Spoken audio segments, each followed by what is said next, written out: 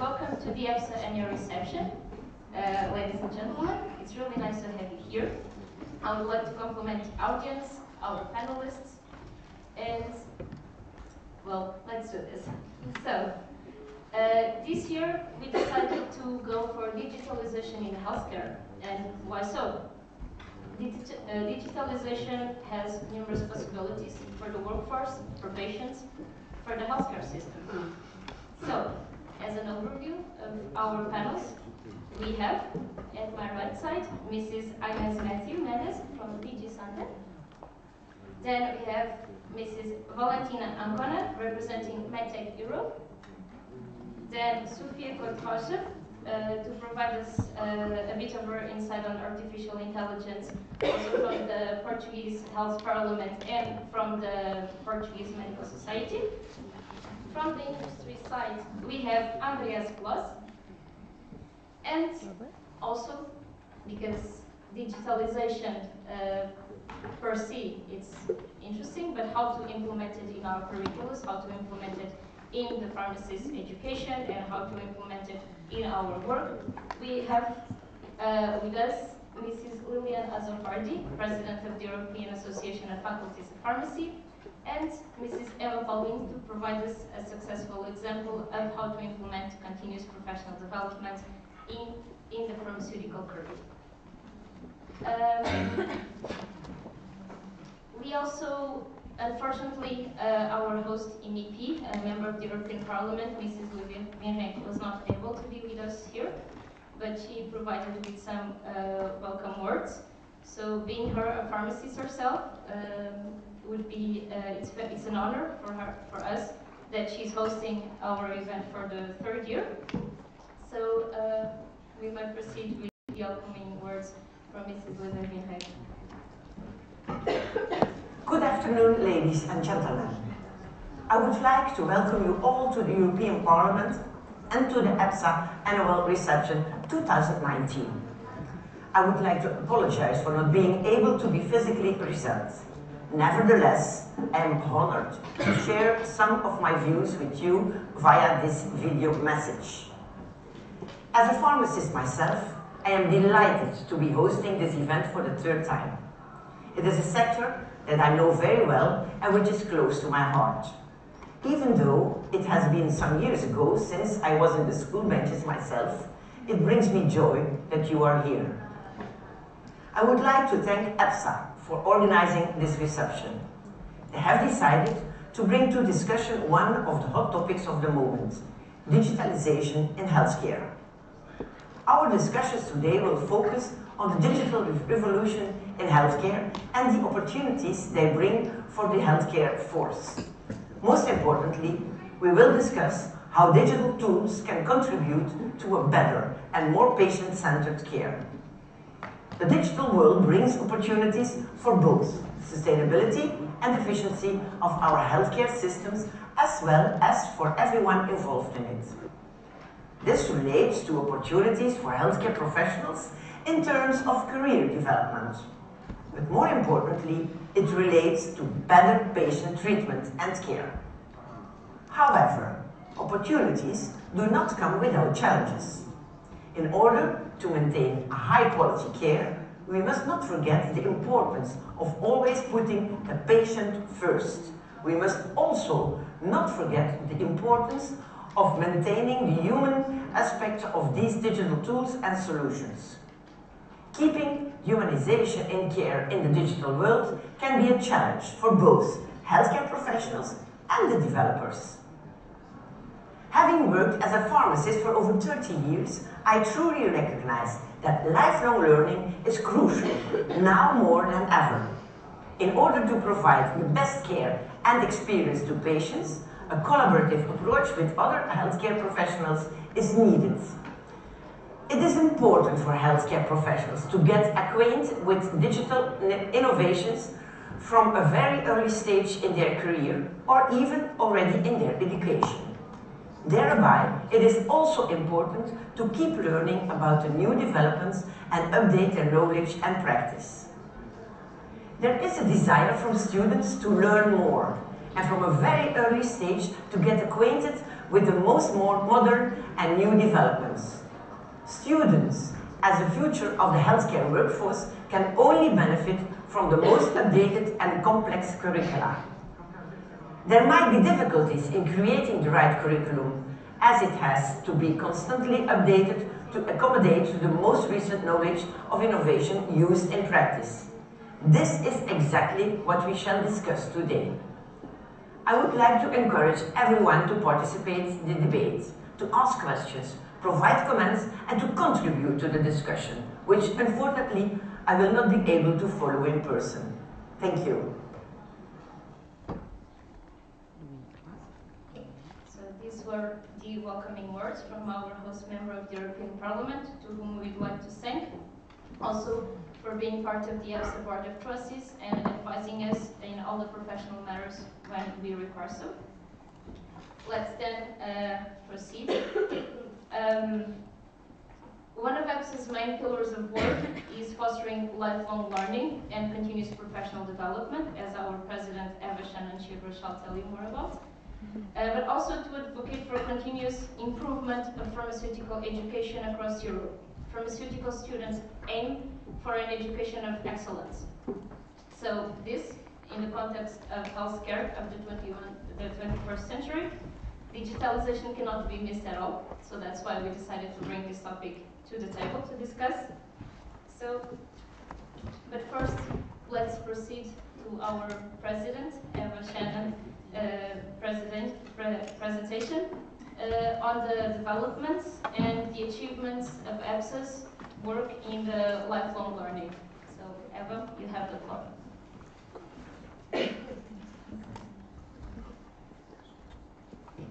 Can everyone hear me if I talk like this, or should I sit back down?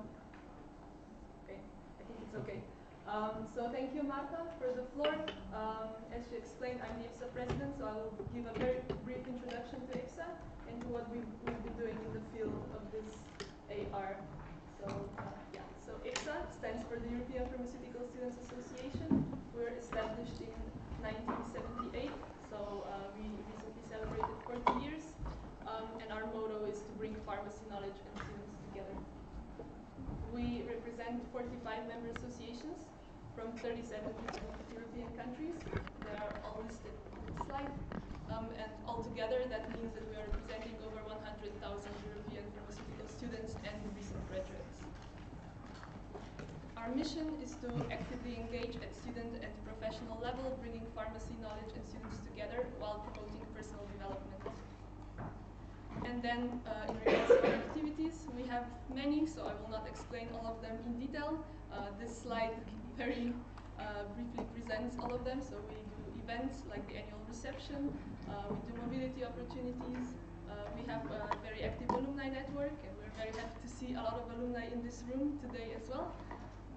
We do a lot with public relations. You can follow the live stream, and you can see our team members taking photos to do promotion after. Then we also do a lot of educational activities, professional affairs activities, which I will talk a bit more about later. And of course advocacy, which is why we're also here. And we do different competitions, so just follow our social media to find out about the competitions that are happening throughout the year. And all of these activities are accessible to all EPSA members. So if you're interested in anything, you can participate at any time. So yeah, because this was very brief, we do an EPSA projects and activities webinar twice a year. The next one will be after the annual Congress in April, so it's quite a while until then. But the transcript is available on the EPSA website, so you can go and read everything we do, about everything we do there. And you should also all have received an activity booklet, which presents what we did last year, and of course the second edition of the EPSA newsletter for this mandate. And this brings us, of course, to this annual reception. And now I will briefly present what EPSA has been doing in relation to the topic of this annual reception. So in regards to lifelong learning, in 2002 we established a project called the Lifelong Learning Certificate, where students could get a certificate saying which events they attended throughout the year. There were, of course, some requirements to fulfill to receive this certificate. This was then developed into the Lifelong Learning program in 2015. Unfortunately,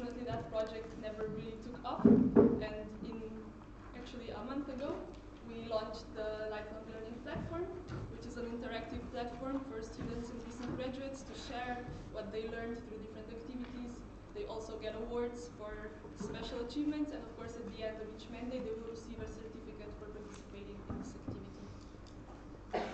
Then for continuous professional development, already in 1985 we released a statement on continuous education for pharmacists, and this continued in 2009 when personal career development, new to the job or ready for a change, was the topic of the EPSA Autumn Assembly.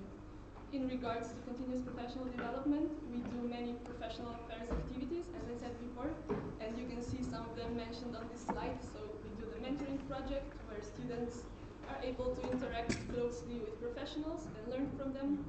Then we do chats with professionals, which is similar, but in a different manner, so more students are able to interact with more professionals. We do them both live and online. So for the online ones, of course, everyone is able to join them. And then we have a career page, which presents career paths for future pharmacists. We do a career week, which will happen in a couple of weeks, where we will more actively promote continuous professional development and different pharmaceutical professions. And we do career fairs at our events, where students are able to meet with different stakeholders. Then in regards to e-health, in 2004, e-learning and e-pharmacy was an EPSA discussion topic. And in 2019, so this year, we will be releasing a statement of opinion. This will happen after the annual reception, because we want to also follow this discussion here and implement the outcomes in the statement of opinion that will be released a couple of weeks after the annual reception. And in regards to patient-centered care, in 2014, the topic of the EPSA Autumn Assembly was patient at the center of healthcare, from lab to the citizens. So this brings us to explaining very shortly about our advocacy. So we aim to represent the opinion of European pharmaceutical students and recent graduates. So we have activities like the EduProf platform, where our members are able to share what they think on the advocacy topics on the European level. Some of the topics that we are involved in currently are mobility, vaccination, e-health, soft skills, interprofessional collaboration, and self-care, but of course also many more. And to conclude, I would like to thank all of our partners. These are our professional partners, our our external collaboration, which they offer us student fees, student awards, webinars, and also different joint projects. Then our student collaborators. Here you can see the other student associations that we collaborate with, not only healthcare students, but also other student associations. And our corporate partners that support us financially, but also with internships, webinars, and speakers for events. So we've come to the end of the EPSA presentation. This is the current EPSA team. I'm very proud of all the work they've been doing. And with this, I would like to officially welcome everyone to the annual reception, and I will pass the floor back to Marta.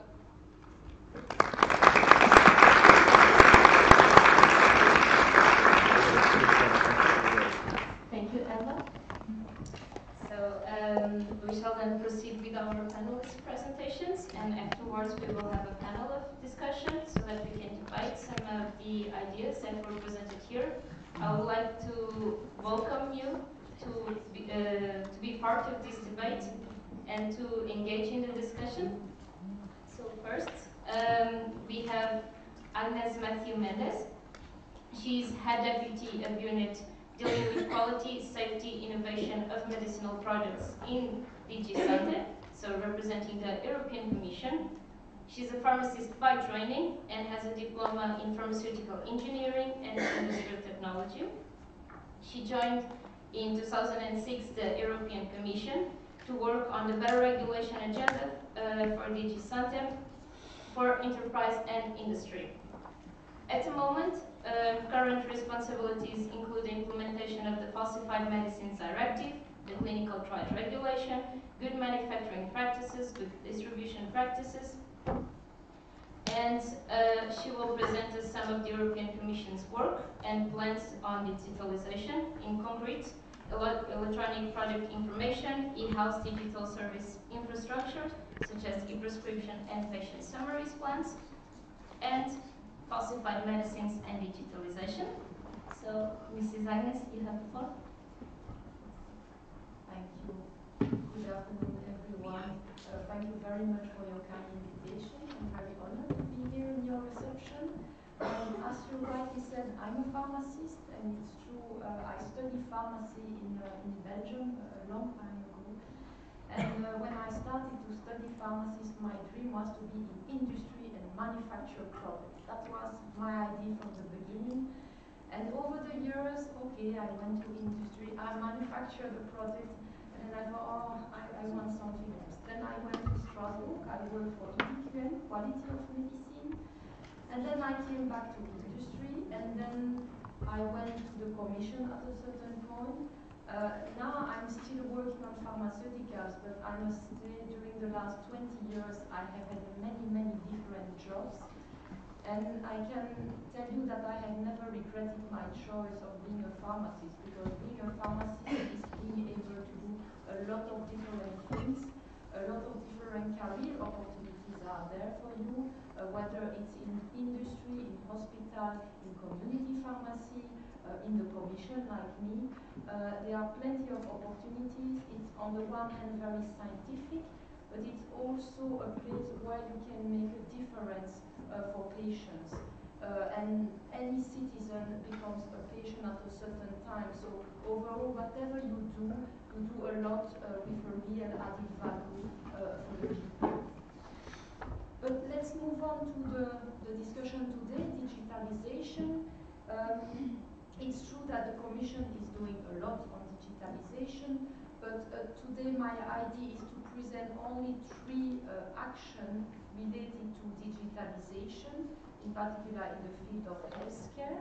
I will present some information on the electronic patient information for medicinal products. I don't know if there is how can I change the slide? Ines. So next slide, yes, good, perfect, thank you. So I will speak about the electronic leaflet of medicinal product. I will speak about a new infrastructure to exchange electronic prescription and patient information on health. And the third point that I would like to discuss is falsified medicine, because it has also changed the digitalization in the pharmacies. Next slide, please. Next slide, please. So let's start with electronic prescription. You have all seen for all medicinal products to be placed on the EU market, the patient should receive a medicinal product with a leaflet in the national language. If you have several national languages, the leaflet can be very long. You can also have more and more from pharmaceutical company. What we speak about is multi-country pack, so the pack is labeled in such a way that it can be used for several member states. So the leaflet is becoming very long, and during the last years we have had this reflection, is it a need to improve the situation, to improve the readability of the patient leaflets. So in the context of this discussion, the Commission launched a number of studies to know what are the shortcomings in the leaflet. Can we read properly those leaflets? Is it really addressing the right information to the patient?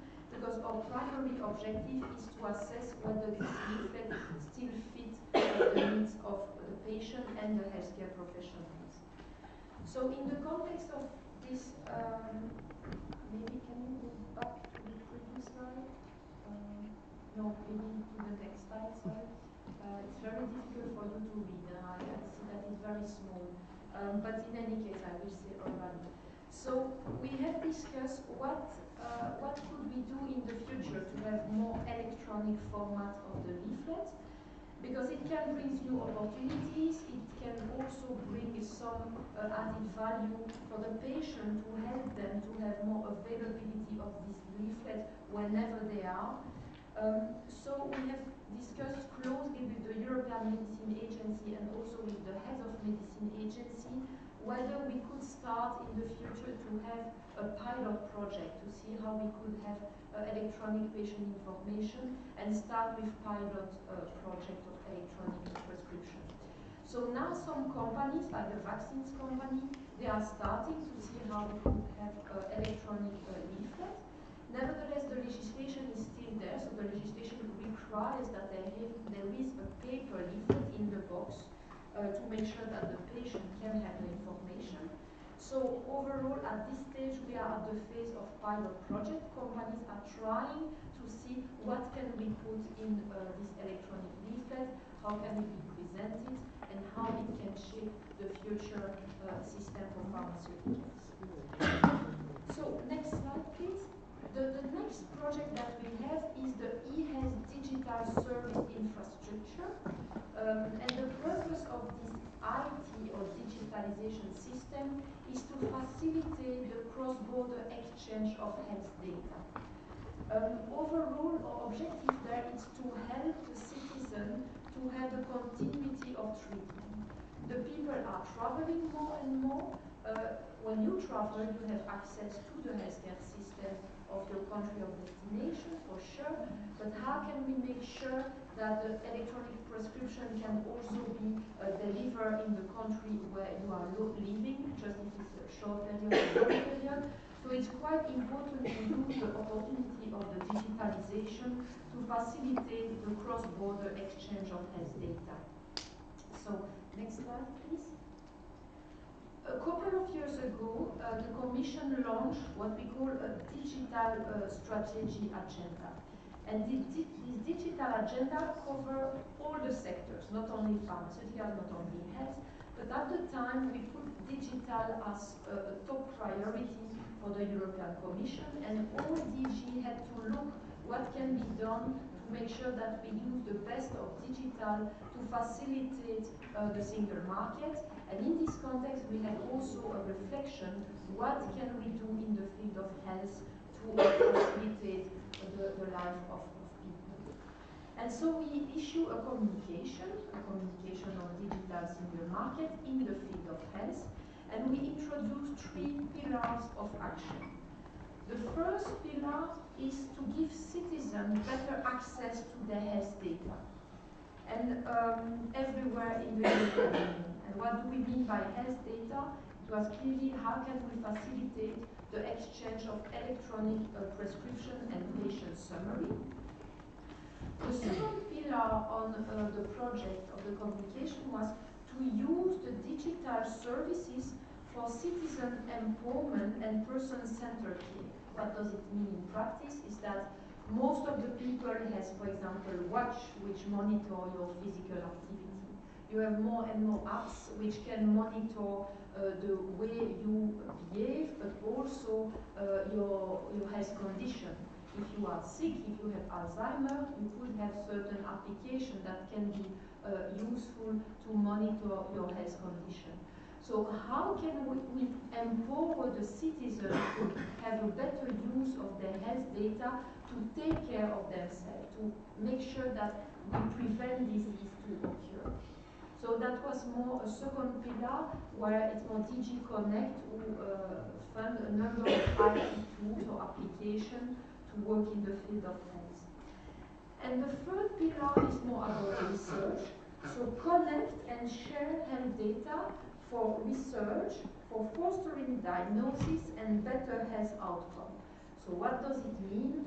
Is that you have more and more data, what we call real-world data. So it's not clearly a clinical trial, for example, where you enroll subjects in a clinical trials, but it's more all the data that the healthcare professional can collect when they see their patients. It's all the health data that could be used for research purposes to find better treatments in the long term. So all the data that you can collect, but outside a real randomized clinical trial. So it's more the research aspect that is covered by this third pillar. Let's go to the next slide. So in my DG, what we have worked a lot is on this e-health digital service infrastructure. And the work is basically working a lot with all the member states and push the member states to make sure that they introduce at national level digital infrastructure to connect the healthcare professionals and make sure that once they are ready, they are able to exchange electronic prescription and patient summary in order to ensure the continuity of care when the patients are traveling. So what do we mean by exchanging patient summaries? So patient summaries, it's basic information on the patient. It can be just the address or chronic disease, information on chronic disease, on your vaccination. So it's basic information on a patient that a healthcare professional have access and that it could eventually in the future share with another healthcare professional in another EU member state. And for e-prescription, you know what is a prescription. During the last 50 years, everybody has worked with paper prescription. The idea is to move towards electronic prescription. And once we are all in electronic prescription, it will be much easier to exchange electronic prescription between the member states. And the idea is to make sure that if you receive a treatment in your own country, in your home country, you would be able, if you move to another country, to have access to your electronic prescription in the country of destination. Next slide, please. So how does it work? So it's pretty much based on member states' competence to build up an infrastructure connecting all the healthcare professionals. So the idea is that each member state build its IT infrastructure where they connect the hospital, the pharmacy, the healthcare professional. So all healthcare professionals are connected, and at EU level, each member state will identify a national contact point. And those national contact points can connect between each other in the European Union. Next slide, please. What the Commission is doing is putting all the member states responsible for those e-health infrastructure together and make sure that they can exchange information and that they can have harmonized guidance to understand how they should exchange the information. So where do we stand? I must say today we have two member states who have started to exchange electronic prescription. It's Finland and Estonia. So those two member states means that the Finnish citizen can get the electronic prescription in Estonia. It is where we stand in practice now, but overall the objective is that in the future we have 22 member states committed to exchange patient summary and electronic prescription by the end of 2021. So today, for electronic prescription is basically Estonia, Finland. Soon we expect to have Czech Republic and Luxembourg exchanging patient summaries. But overall, our goal in this project is to make sure that 22 member states exchange both electronic prescription and patient summary by the end of 2021. Next slide, please. Let's move on to the third project, which is also related to digitalization. It's falsified medicine. So in the European Union, there are a number of products that are falsified, we know that. It is not necessarily known, but we receive a lot of notification of fake products. Hopefully we always try to circulate this information to make sure that those products do not reach the pharmacies. But we are aware that a fake product exists even in the EU.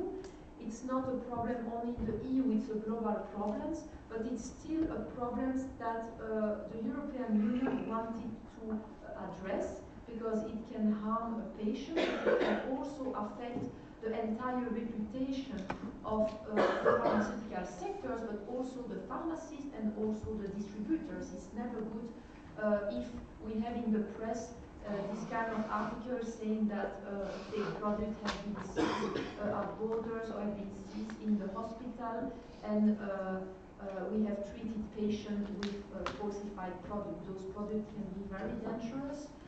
We had a number of serious incidents a couple of years ago, sometimes with a very important treatment. We had, for example, Herceptin, which is a treatment to treat breast cancer. We had also the heparin. We have regularly other medicines that are very well known and that are falsified. So the European Union decided a couple of years ago to introduce measures to fight the falsification. Next slide, please. And I will not go into the details, but basically what we have introduced so far is, first of all, what we call safety features. So it's a mandatory 2D barcode on the box of prescription medicine. We have also reinforced the rules for the wholesale distributors to make sure that we do not have falsification through by the wholesalers. We have also reinforced the rules for the active substance. A lot of active substances are sold from China, India, Brazil. We have reinforced the rules on inspection to make sure that those active substances have a good quality. And finally, we have introduced measures on online sales of medicine. So we have introduced a logo, an EU logo, for online pharmacies, but I will show you the logo later on. Next slide, please.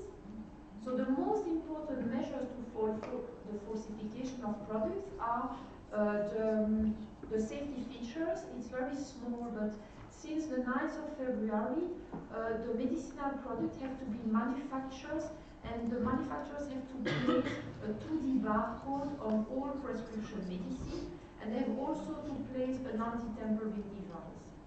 So today in the pharmacy, when you go to the pharmacy, you will start to receive those boxes with the 2D barcode.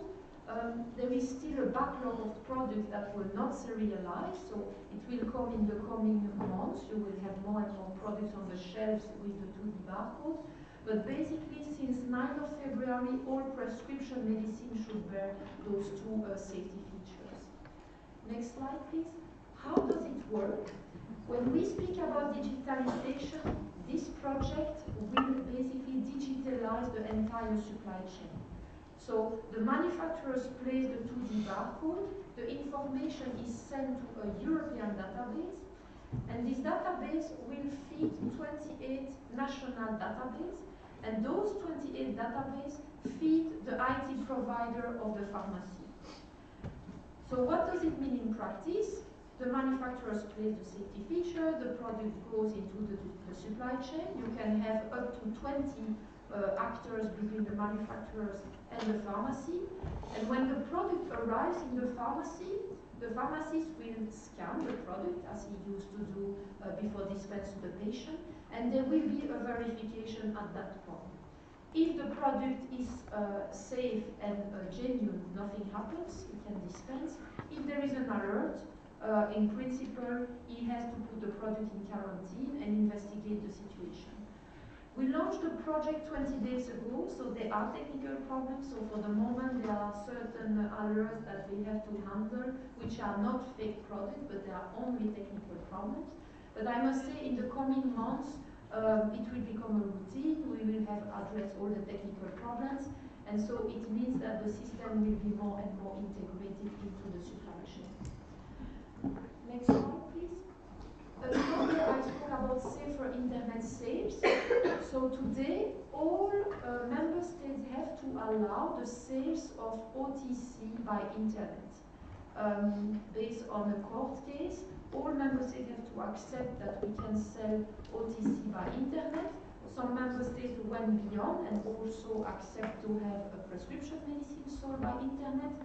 But even if you have sales by internet, you are obliged to have a brick and mortar pharmacy behind an online pharmacy, and this online pharmacy needs to bear a logo, a EU logo that you can see here. It is a green logo logo with the flag of the member state. So if you go on a legitimate online pharmacy, you will always see at the bottom the European logo, which is green, with the flag of the country, and if you click on it, you will be sent to a website of the competent authorities. So that's a guarantee to make sure that Mrs. Agnès, it's just because the time is running short. Yes, I finished my presentation. So let's move on. But that's my last slide, I think. Next slide. No, I think you can move on. So to conclude, I think I have just presented in a couple of minutes the 3 projects which contribute to the digitalization of the healthcare. We are fully committed to have safe and high quality digital service in healthcare. You will see in the future more and more, I think you can click on the electronic product information, more exchange of prescription and more exchange of patient summaries. And also in the pharmacies, you will certainly be made aware of this new project of 2D barcode on the boxes. And so I stop here and I'm looking for answering your question. Thank you. Thank you very much.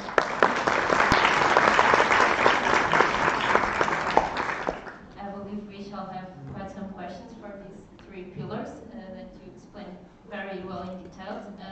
It's enlightening to see and understand that the plans and the achievements for a more digital Europe that connects services to better reply to the needs and for patient safety.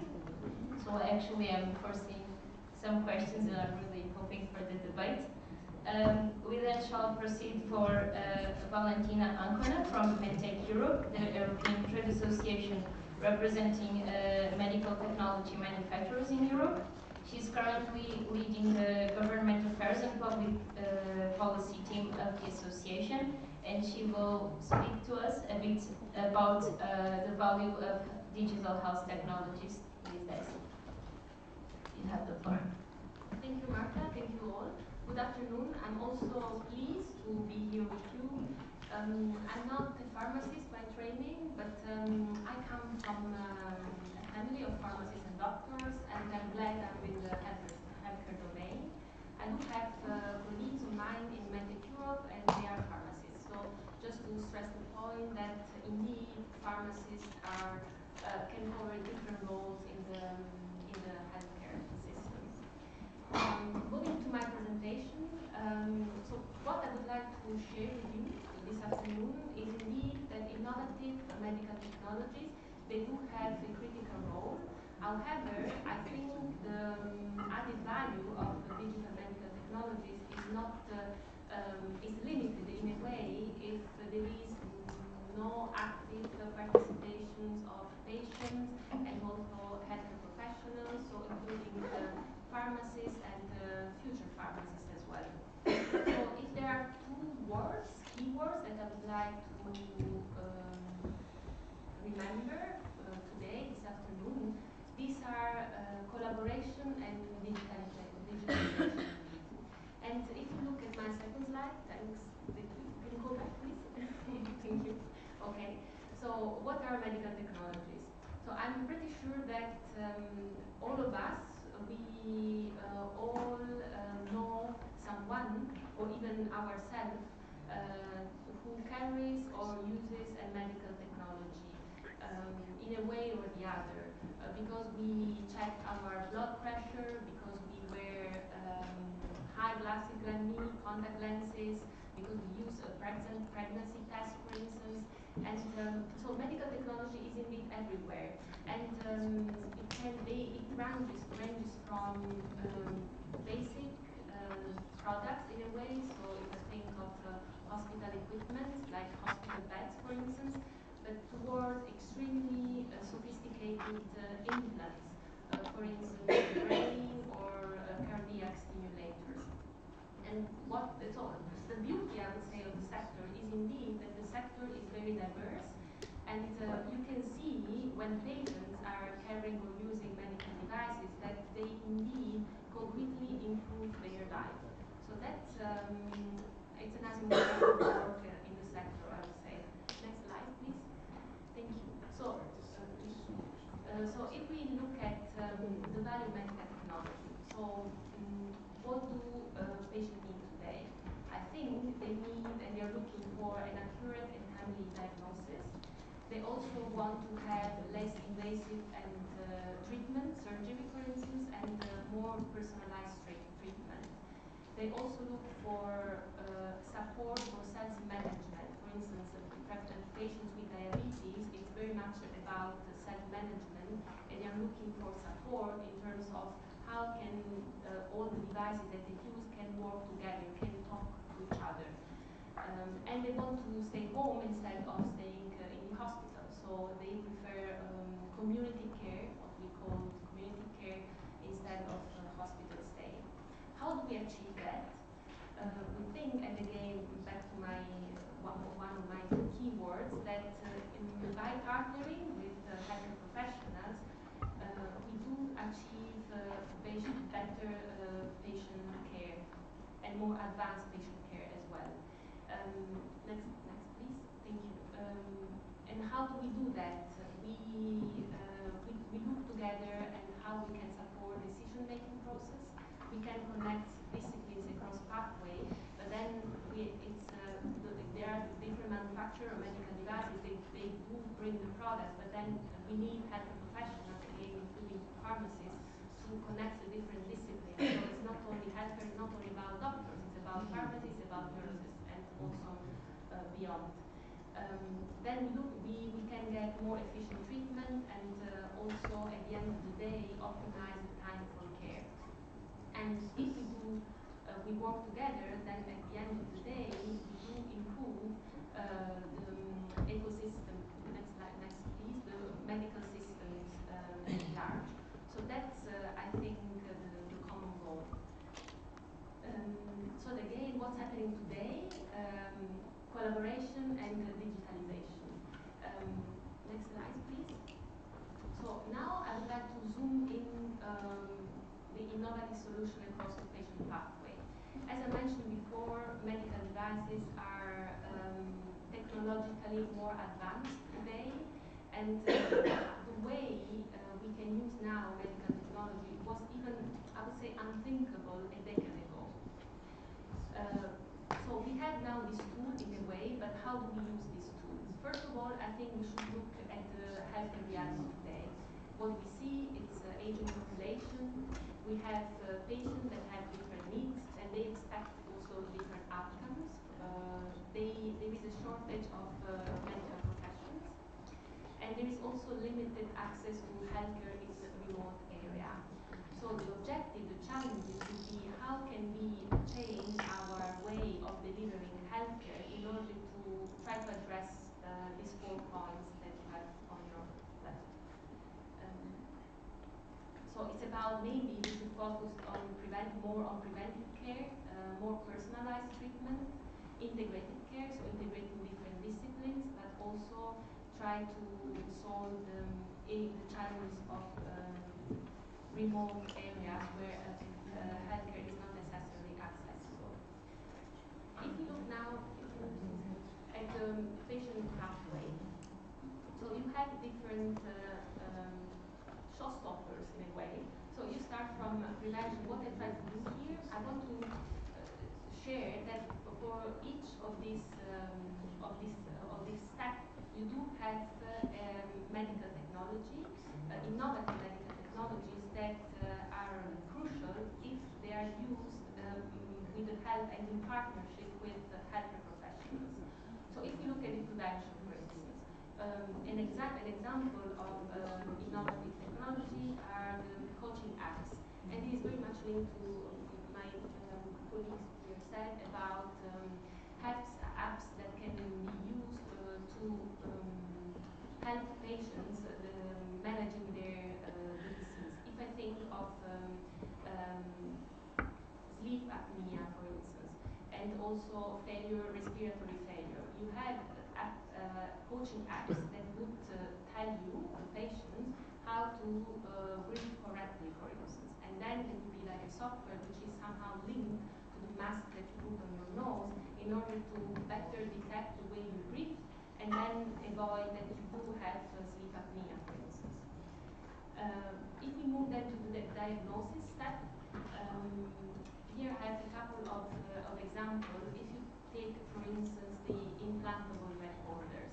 So what you have nowadays, you have implantable cardiac recorders. These are this enables an electrocardiogram measuring of how your heart functions, and this can be also done in a very quite long period of time in order to better check and improve and check whether, for instance, there is a heart failure and how to cure, how to treat the heart failure. We then nicely move then to the third step, which is therapy. And here again, another example which I found quite interesting, it's if you have a chronic condition, which is blood pressure, for instance. Either you can cure your condition by using medicines, like which is fine, it's good, but at the same time, sometimes medicines do not necessarily work. So recently, there is a new technology.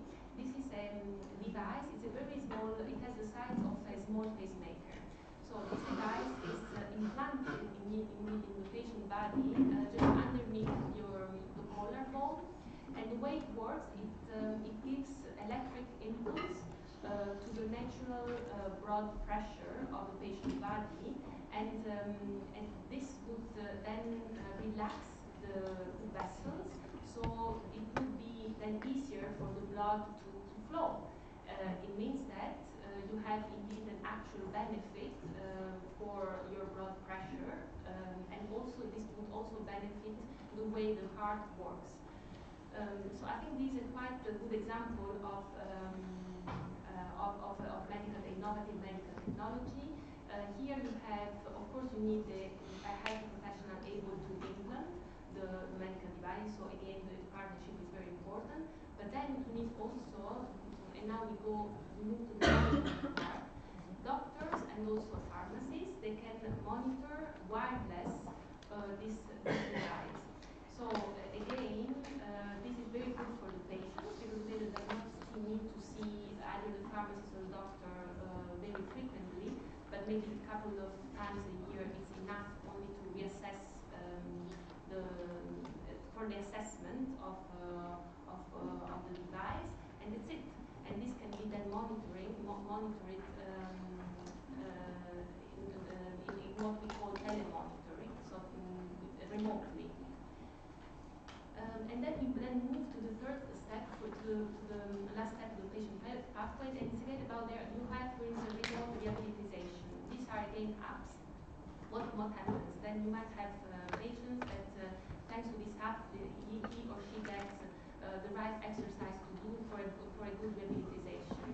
And then the apps would also check whether the exercise is the right one. Otherwise, he would advise how to better exercise. Again, it's a really a diverse world of different things that can happen. Next slide, please. And now, again, when do pharmacists meet medtech? And it's back to my point, which is, as I mentioned, I think pharmacists as other healthcare professionals are key. If I think of pharmacists, I think you are certainly involved in rapid tests to detect viruses and bacteria.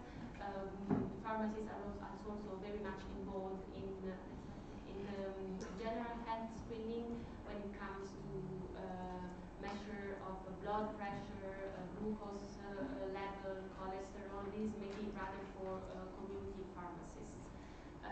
But also more specific and sophisticated screening program like the one for bowel cancer. But again, also in the management of chronic disease. And again, I can give you different examples, but I know the time is short, so we can go back to the blood pressure example where the monitoring is indeed crucial. My last slide is about collaboration, how we can collaborate together. So maybe it's a bit of advertising as well, but I think it's relevant for you to know.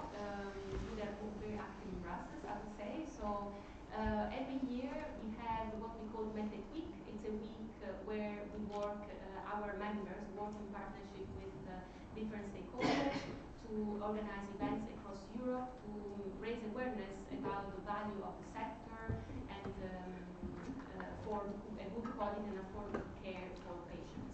So this year it's from the 3rd to the 7th of June, and you are very much welcome to reach out to us and see opportunities for collaboration completely. And this happens at member states level, so it's also good. Back to Eva's presentation, you come from different countries, so it's indeed a big opportunity for us as well. We do have a website, we do have an hashtag, so please engage if, and join the conversation if you think it's interesting for you. And we do also have, if you don't want to wait until the 3rd of June, we do have also a platform in our Medtech Europe platform where we host the different blogs from different stakeholders that want to express their view on specific topics. And it's, again, this is indeed an invite to join us. And if you feel that you have something to say and you want a space to raise your voice, also please consider us as well. Thank you.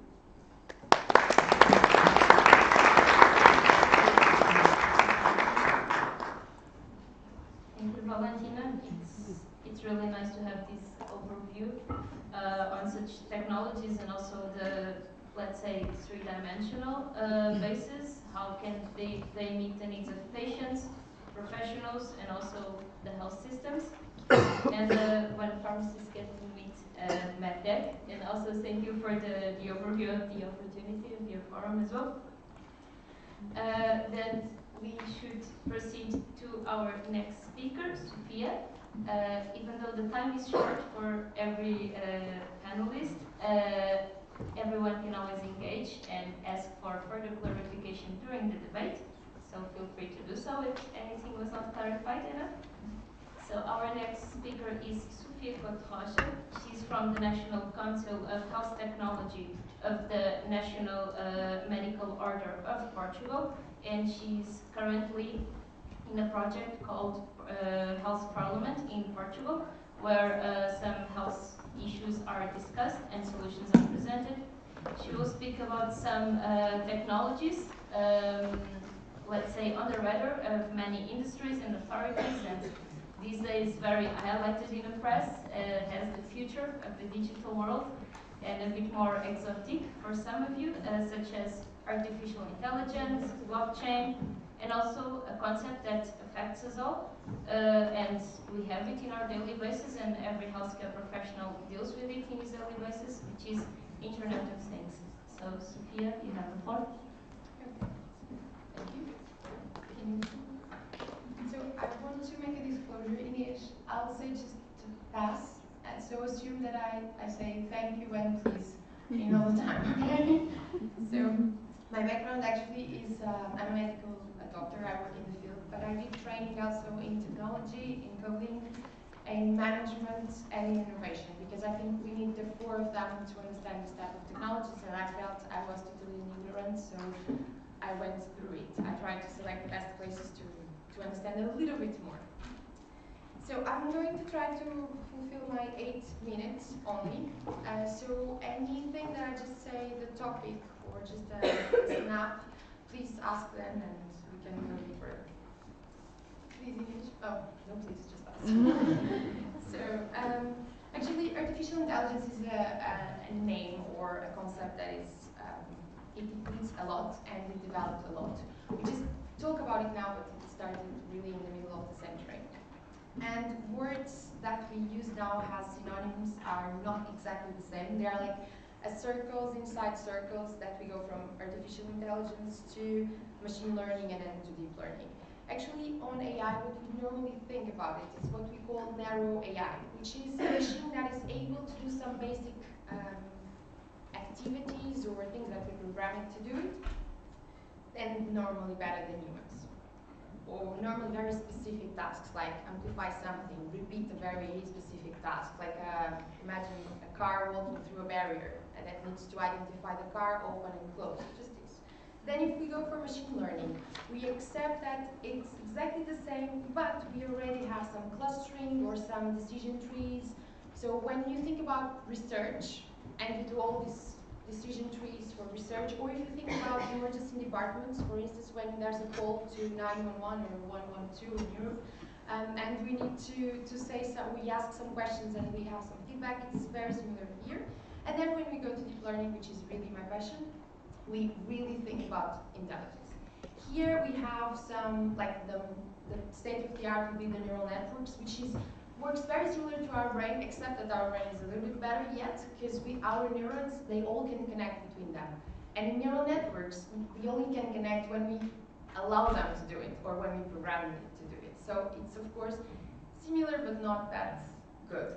Comparing machine learning to deep learning, an example again, we have a lot of computer vision nowadays in many technologies. And that would be like, the computer vision would be machine learning.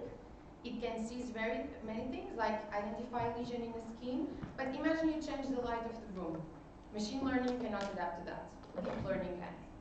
Okay? Please.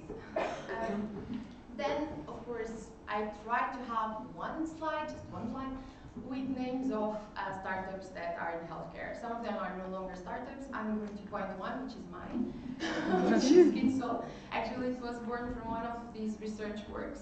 And we use actually neural networks for identification of skin cancer, which is a market that is already fulfilled with many different players.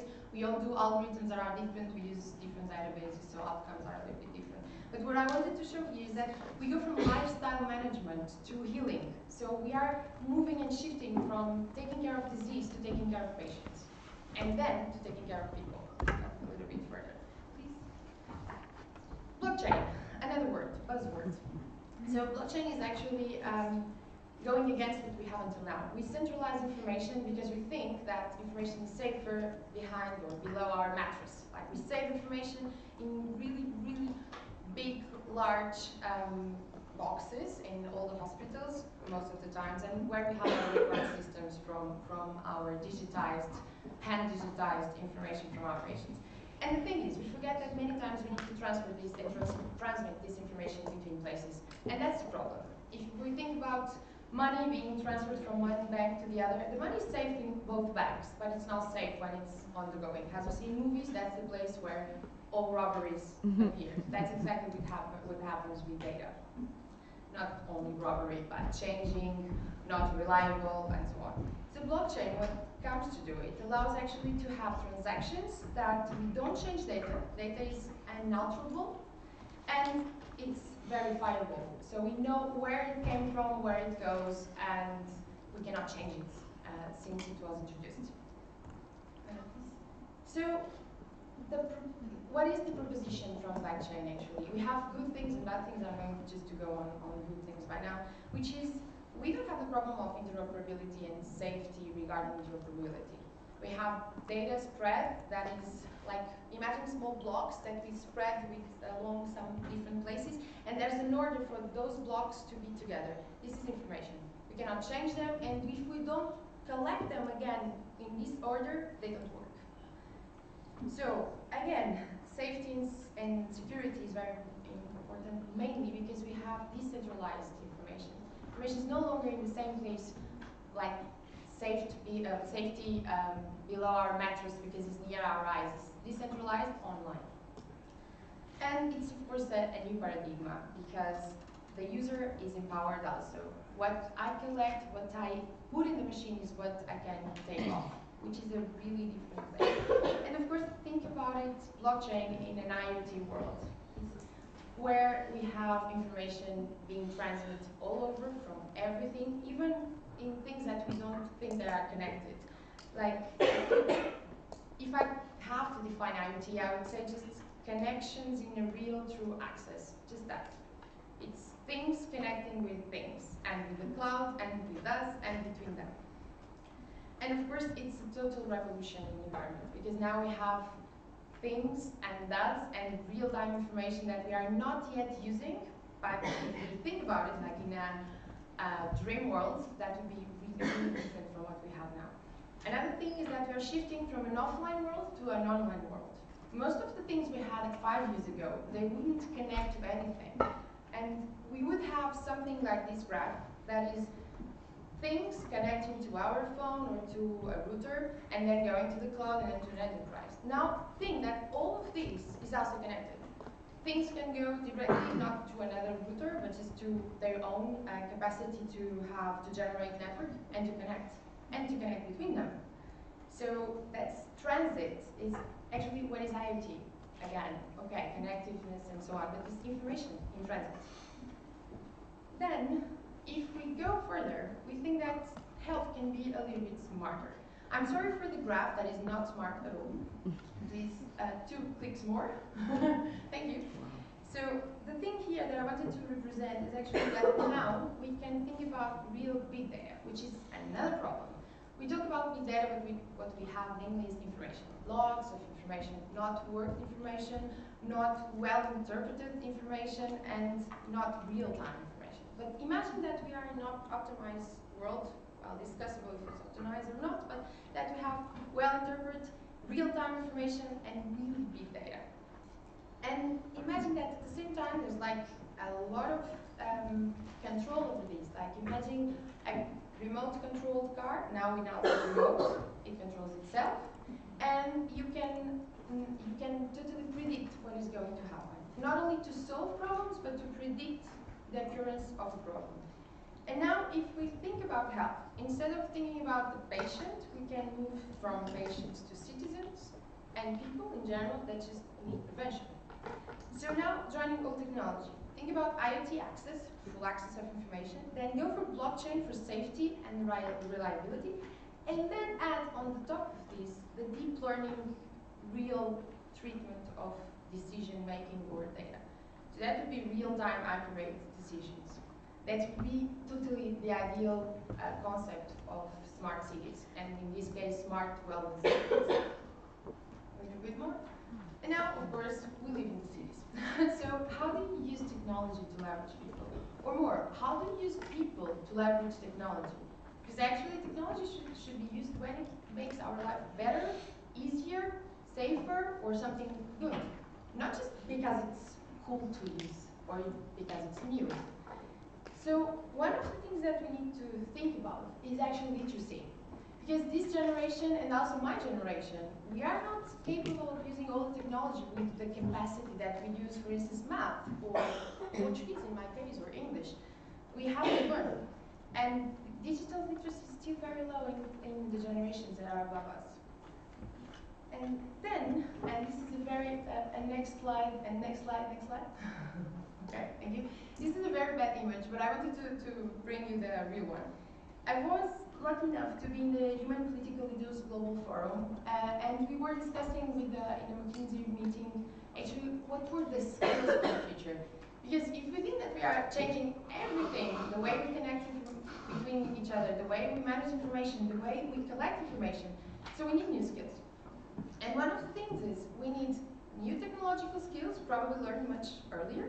We need digital skills, and we need traditional skills that are most of the times associated with just some professions, like creativity, for instance. And the thing is, we are totally late. Because we need those skills today, and we have to implement changes so that we might have those skills in 10 years. So we need really to go fast on this, and of course for us we need to acquire them. And again, something that I need to talk about, which is gender inequality. The World Economic Forum said that to have an equal or equivalent salary between men and women, we would need in the world around 202 years, if nothing changed. But if we think that technology is probably going to be, actually top skills are around technology, and only 15% of the students or the workers are female, how do we think that these 202 years old are going to change? And when I say salary equivalence, it's like something else like equally opportunities.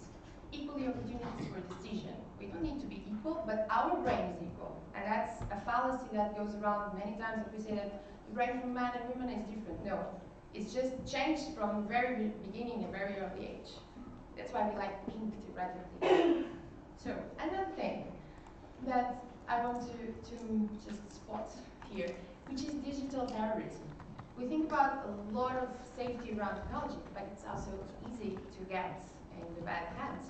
Imagine you have a pacemaker and you are the President of the United States and you have the capacity to make big changes. You don't need to be that president, you can be another one. But imagine that. If you have a pacemaker and I can disconnect your pacemaker and I block it in a way that no one can save you unless you access to something. That could be like the limit of digital terrorism.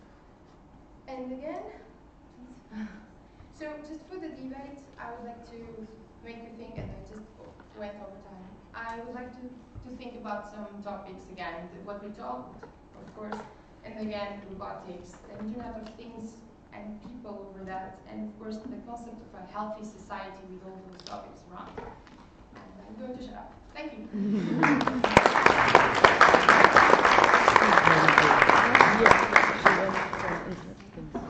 Thank you, Sophia. This was actually a lot for 8 minutes.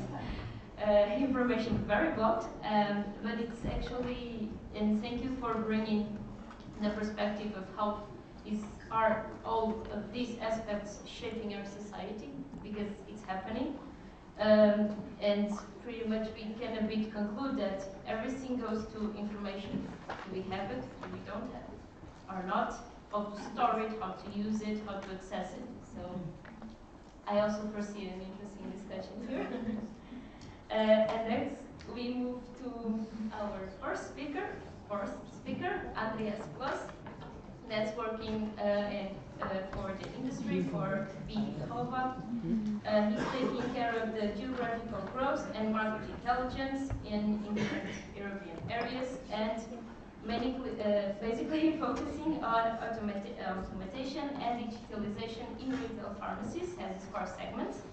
So he will provide us a bit of his perspective of how can robotization and digitalization influence the role of pharmacies, mainly in the community settings. So Andreas, you have the floor.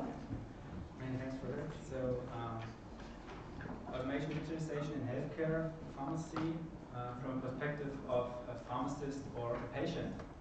So we'll switch these roles during the next 10 minutes. And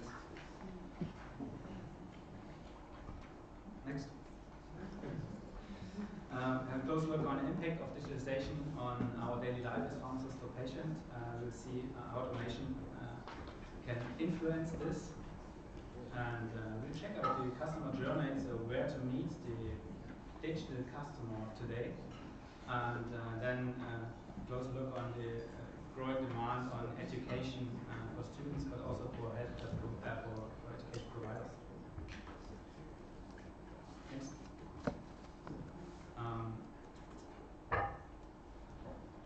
Just to take the perspective of a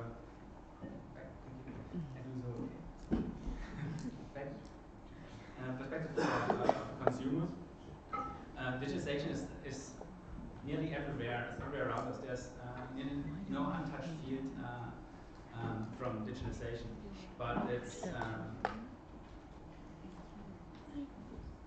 even it's everywhere. It's so new in so many ways for us. So we are in such an early stage where we need to take care of not having advanced technology, not being too early with what we produce and what we work with and daily get together. And as you can see on this picture, right?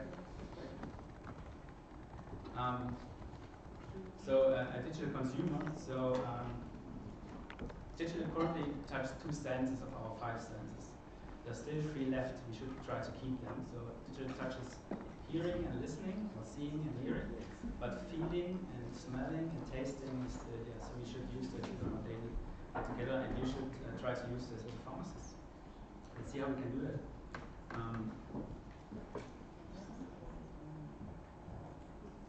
Digital itself is about computing, media formats, and communication and network. This is basically digital.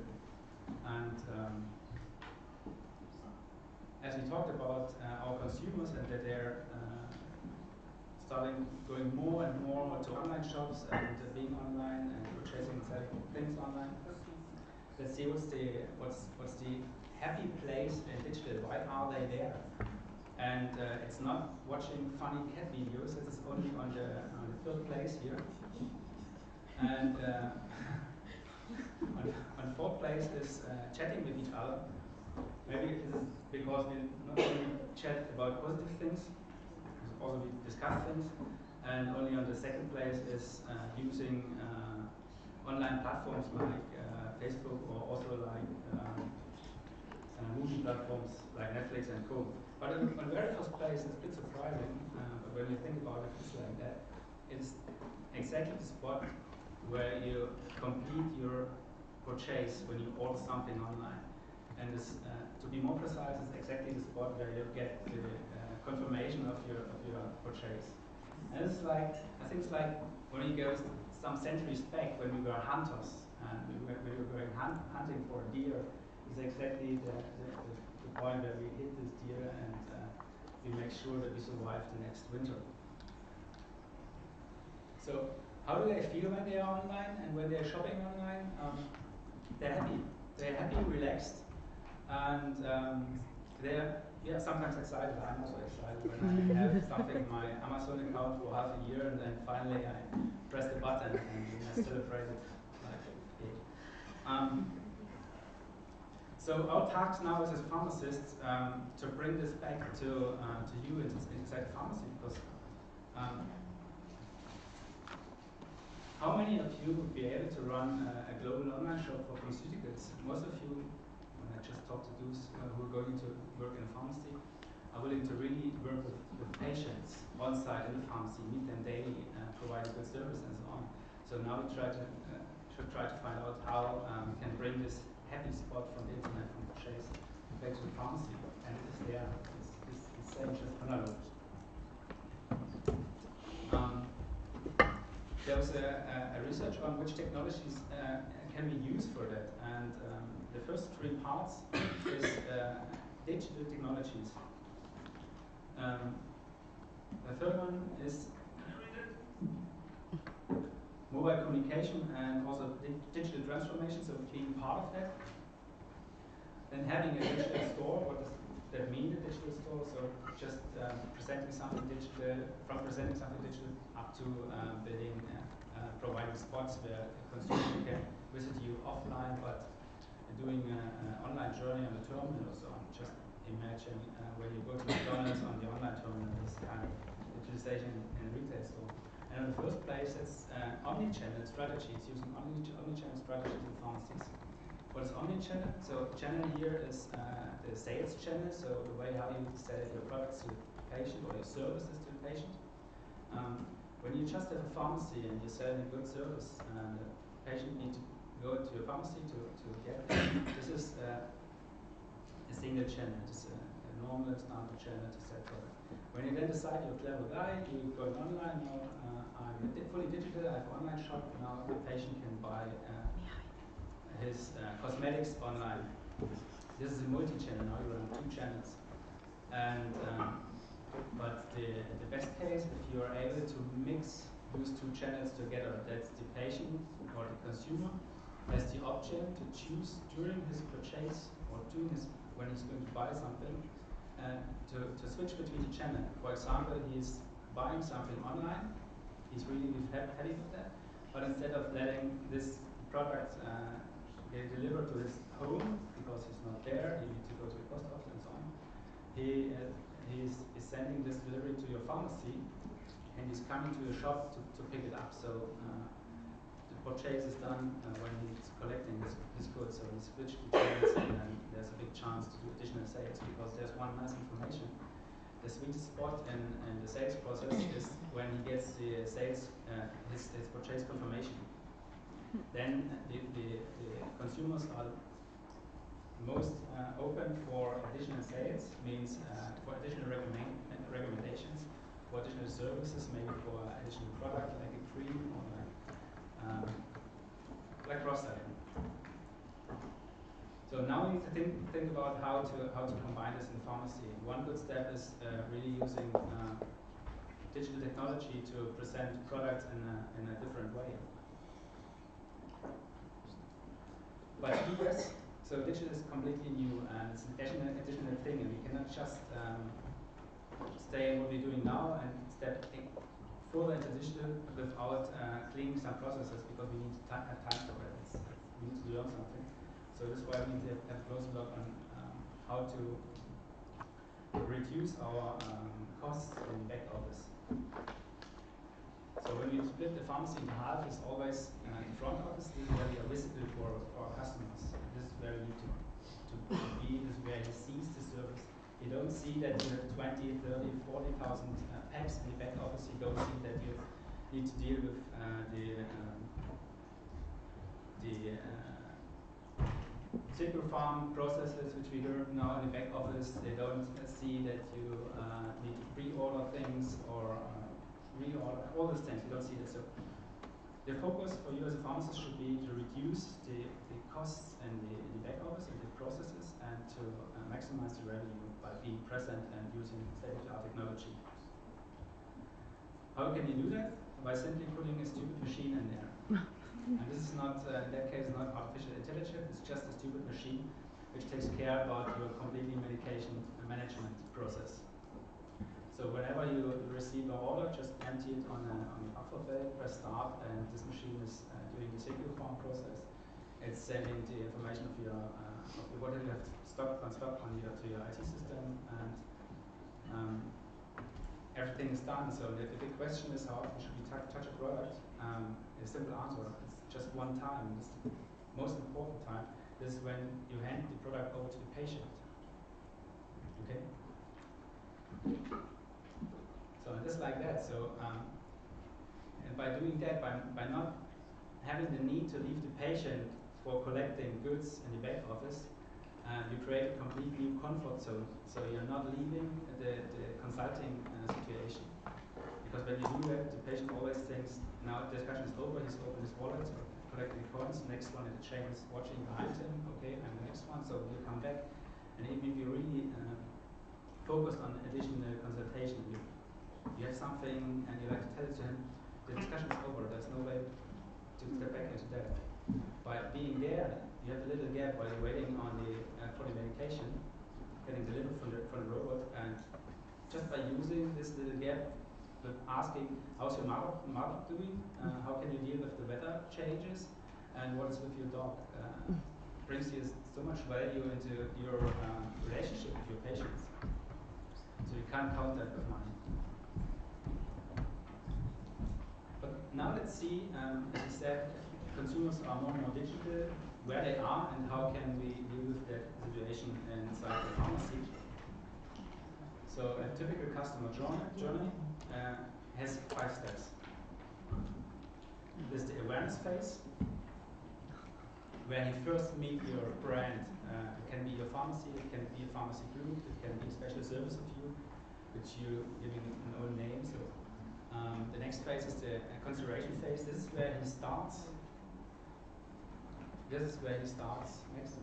Where he starts thinking about buying something, and this is where he starts comparing things. And this is the spot where you need to be exactly in the right moment with the right information for them. And this is very often not the price. It's more often the good service or just being at the right moment there with this information. Next. Then you have the purchase phase, and the purchase phase includes the consideration and ends with the retention phase. So by using the product he bought, the purchase phase ends. So maybe the medication is a longer period, but imagine you're just going to buy an ice cream. You buy it, and the next moment you haven't got your exchange, but you start licking the ice, in the eye. And it ends with the advocacy phase, and this is what most people forget.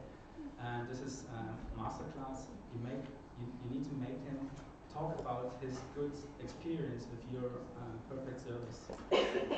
Please don't forget this phase, very important. But then he's talking to the next guy, and the circle is starting again. Here we see an example of how to use this in pharmacy. So it all starts while this lazy guy is sitting on his couch and watching TV or doing whatever, or just doing social media. And now you have access to these great tools called media channels like Facebook, like Instagram, and you can just push with different informations. There are many pharmacies out there running on YouTube channels, just giving information about healthcare topics, and some are specialized, some are more basic. So this is the first point where you should meet your patient. And then when he's walking to the city, maybe you can push him with some special offers on his mobile channel, make him come into the pharmacy, and surprise him with having state-of-the-art tools inside the pharmacy. And sometimes it's just a single screen with an advertisement. I see sometimes pharmacists with big screens, and then they just play a skiing video of themselves when they go power skiing, and then at the end of the video is when they're sitting in the lift and presenting a sun blocker. It's just they're using this technology in a very personal way. So it opens many new ways for you to interact with your consumers.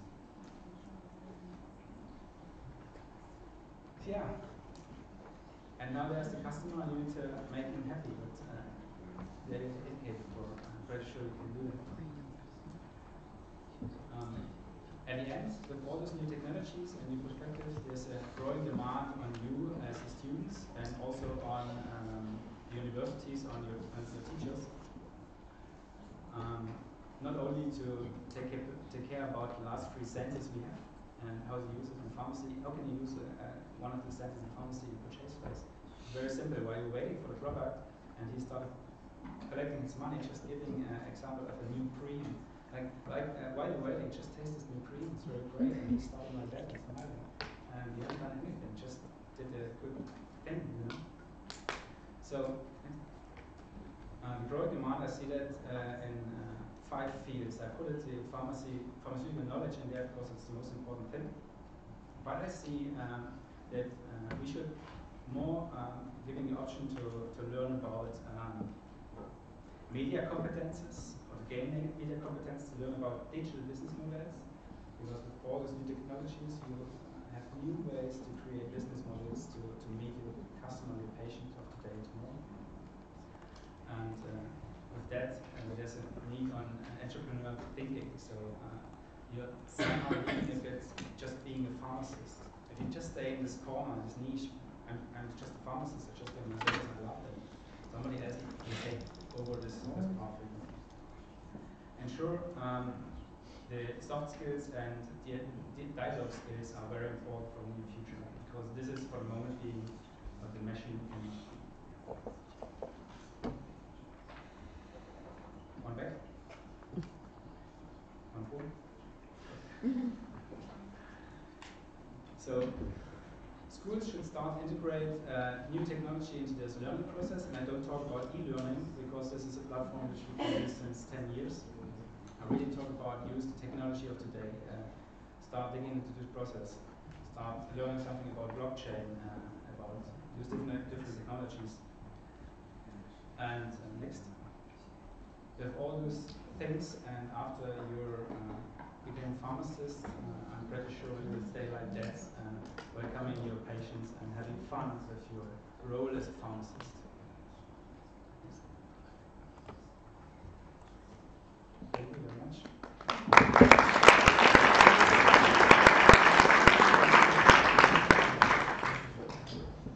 Thank you, Agnès. It was actually very good to listen a practical example on how to combine this new digital world on community setting, how to complement our contact with patients, and how to make, let's say, the community setting something attractive and for not only for a patient to go there, but also to get out of there with a happy face. So thank you very much. With Agnès, we finished, let's say, the digital part of our debate, and now apologies. We finished the digital part of our exposition, let's say, and we go for how to actually learn about this, because it's been mentioned by some of our speakers. We need to integrate this knowledge, we need to learn about this, we cannot just focus on one single thing, we need to learn about many things. soft skills. EPSA is very active on that. We are very active on soft skills learning. It's already mentioned by Andres. But also business models and all about these new technologies, blockchain, digital technologies, apps. So how to actually learn about that? Should be in the curricula, should not be in the curricula, should be along our lives, because we are dealing with a quite many decades career. So now with us, I will pass the floor to Lilian Azopardi, the President of European Association of Faculties of Pharmacy, so that she can tell us a bit on how to integrate this continuous learning, not only in our undergraduate but also postgraduate studies, and how to actually foster lifelong learning around, along our careers. So, Mrs. Lilian, the floor is yours. Thank you, Marta, for the introduction, and I would like to thank EPSA for the invitation to be part of this panel and share with you some of the thoughts as a pharmacist and as an academic who focuses on getting our pharmacy students forward-looking and very much involved on advocacy and what we should be doing next. So, from the earlier interventions on the panel, we've heard a lot on how digitalization is being used to help ensure safety and effective and accessibility to medicines, and how medical technologies are helping the patient and us healthcare professionals to sustain the patients. I think this in this era of focusing on sustainability, as a pharmacist, one of our priorities is focusing on the people, and therefore sustaining the patient to make sure that they are accessing quality medicines, avoiding counterfeit medications, for example, and making good use of the medicines that they have access to.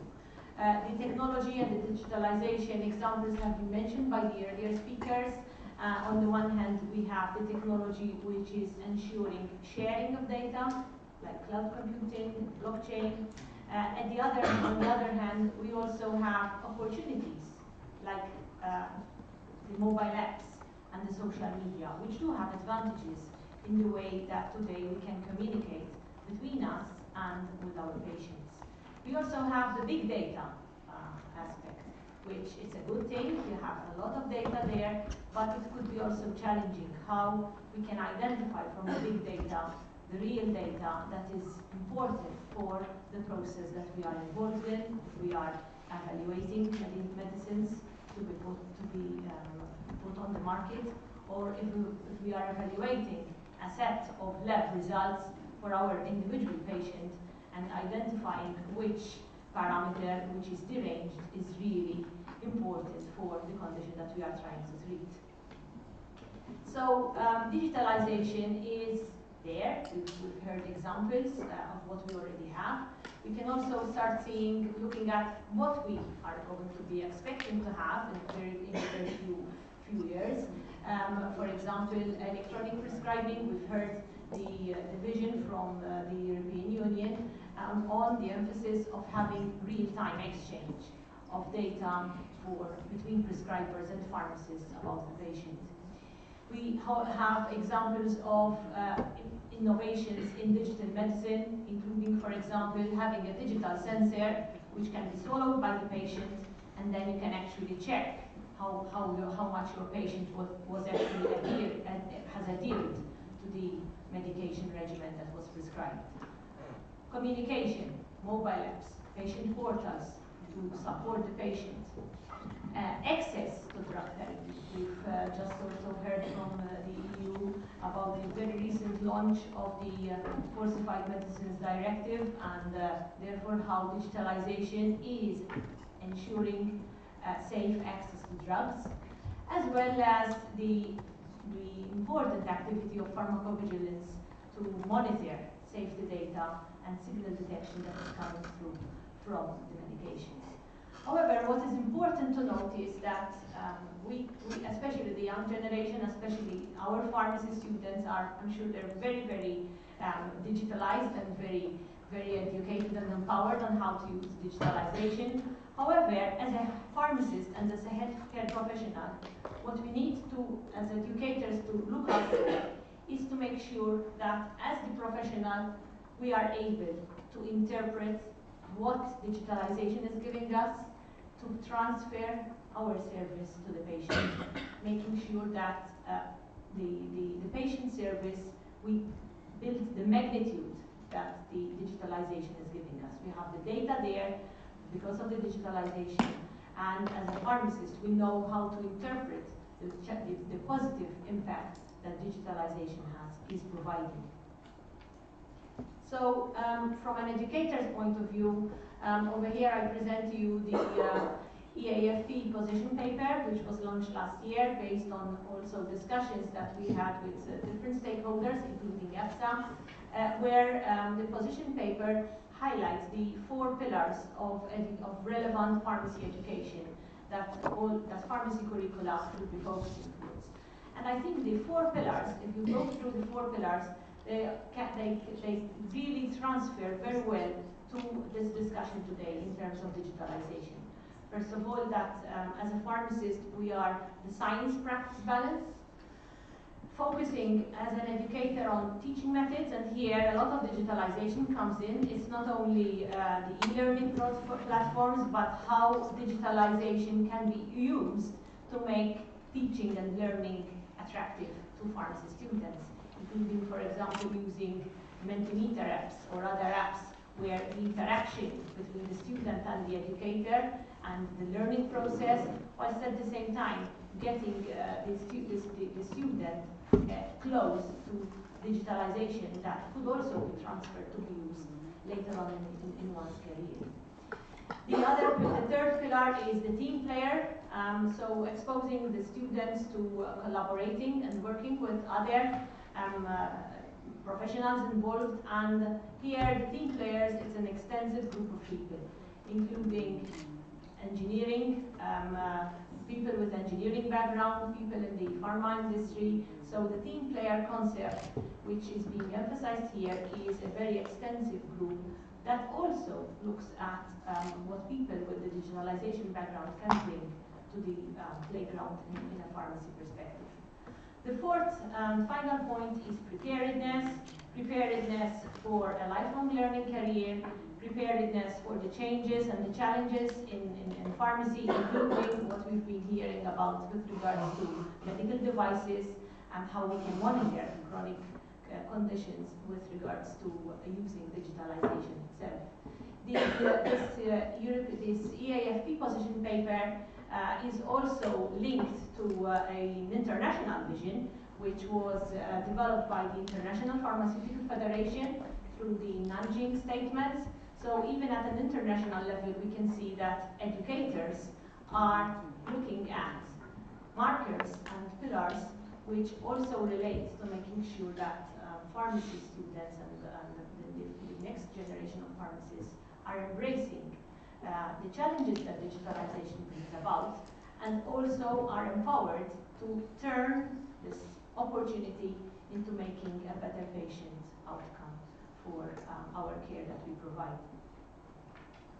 So the focus of pharmacy education is that we are learning how to think versus thinking how to learn.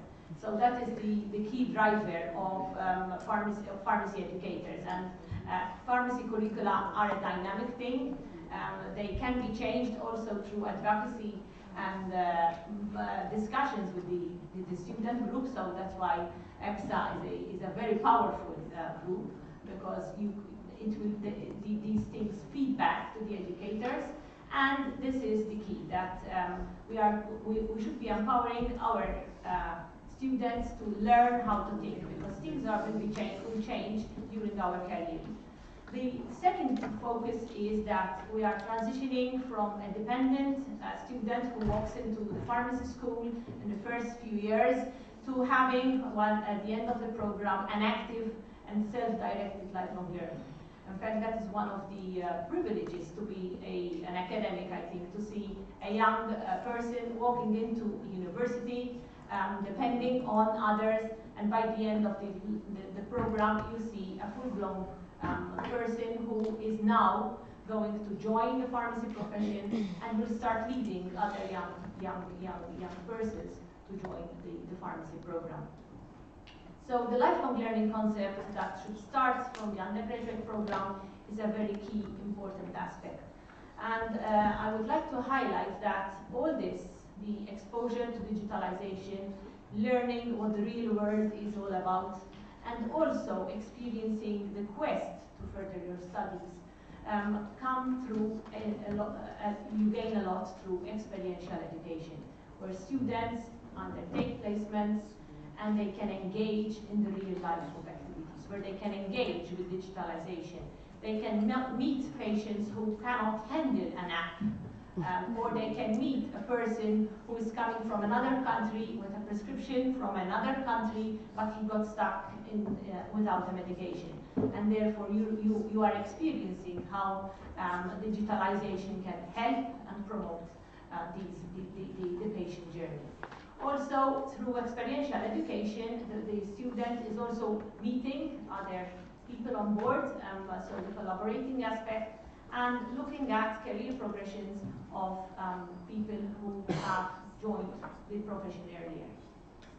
So, fostering lifelong learning through experiential placements is another way of promoting learning and fostering a scientific inquiry and innovation through, for example, engaging the student in research projects, including the placement, or having research projects incorporated in the curriculum.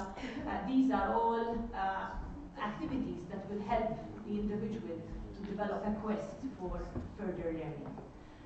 Surely, once you develop that quest, once you put that seed, you need to also offer opportunities for further studies. So have, as much as possible, provide opportunities that meet different persons' quest for further studies, including professional doctorate degrees, which match the professional aspect with the research and scientific aspect. So to conclude, I would like to share with you the experience that we have from the University of Malta with regards to a postgraduate doctorate, where the idea of this doctorate is to reach out to pharmacists already on the field and get them back involved into a structured lifelong learning program that merges the professional aspect of patient safety, clinical pharmacy, and a people-centered focus with the applied research, so as to provide empowerment and optimization of the people-focus aspect, including a leadership to help innovate our systems, and therefore also help achieve the optimization of using digitalization in our health. So with that, I thank you for the invitation and for sharing these, allowing me to share these reflections on digitalization and lifelong learning. Thank you.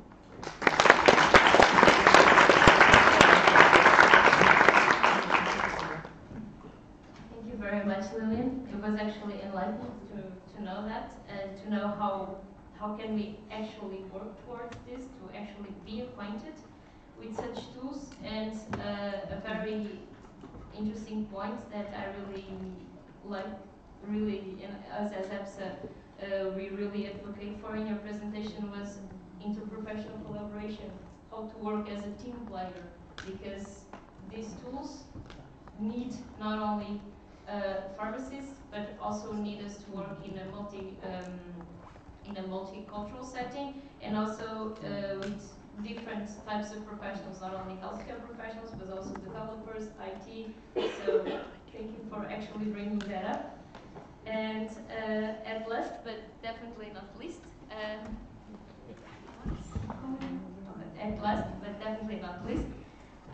we move to our last panelist, Mrs. Emma Paulino.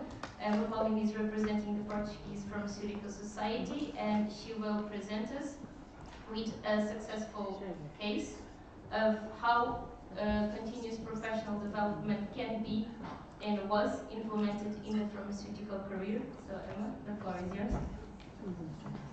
Thank you very much and good afternoon to all of you, and I would like to start by thanking the organization of this event for having invited me to be here. It's truly an honor to get reacquainted with the organization, as I was myself involved in the organization a few years ago. I will be talking very briefly about the implementation of CPD, or continuous professional development, in the pharmaceutical career, highlighting the experience from Portugal.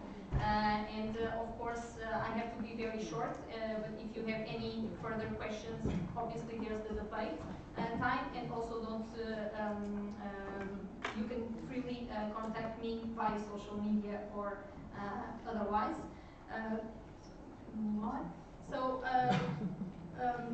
Very frequently we talk about the gap that exists, and the gap that exists, for instance, between what we learn in universities and then what we have to apply in terms of practice as a healthcare professional.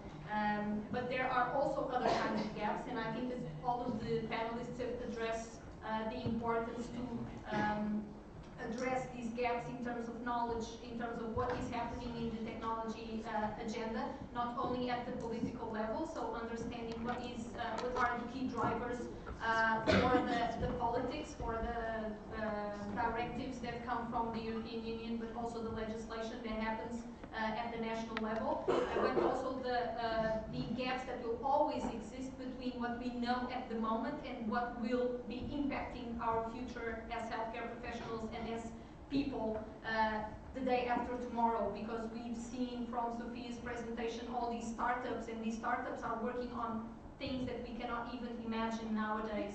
So there will always be a gap between what we know now and what we have to know tomorrow. So basically this is why we have to look at lifelong learning, as Lillian also pointed out, as something that is completely necessary and even compulsory, especially when we're dealing with these kind of things in the healthcare arena, where new technologies and new developments can have such a huge impact in terms of people's health.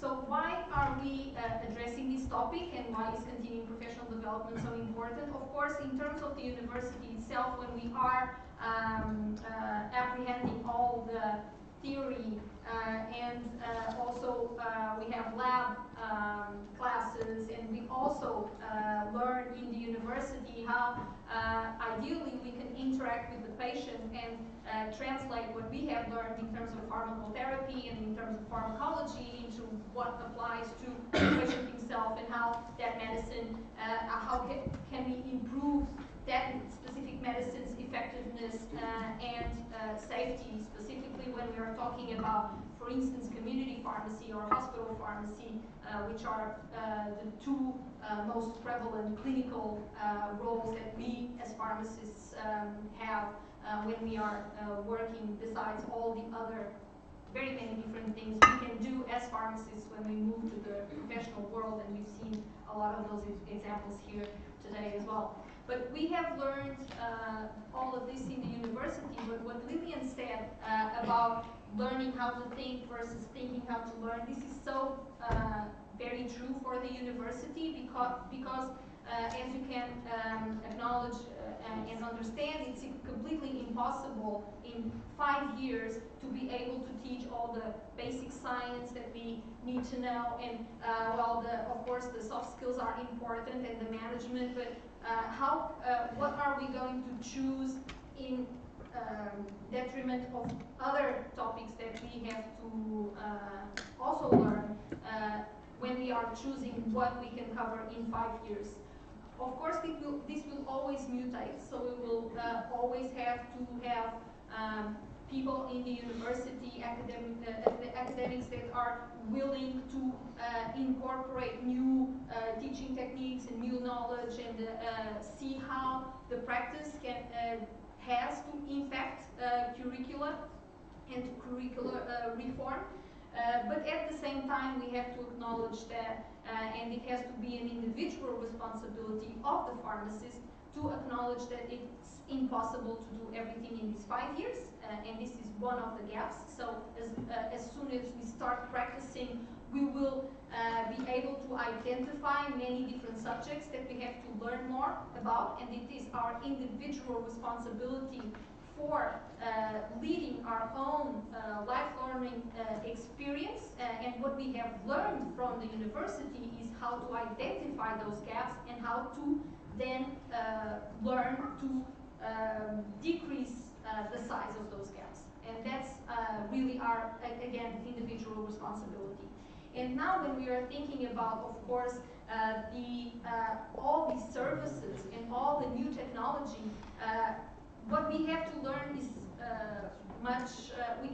we have to do it much faster than we could do it in the past, because new technology is arriving quite fast. There's also pressure even from patient groups and international agencies to introduce medicines early on in their development stages to impact new diseases and new people. So there's a lot of knowledge that comes very soon, and we have to be prepared for it.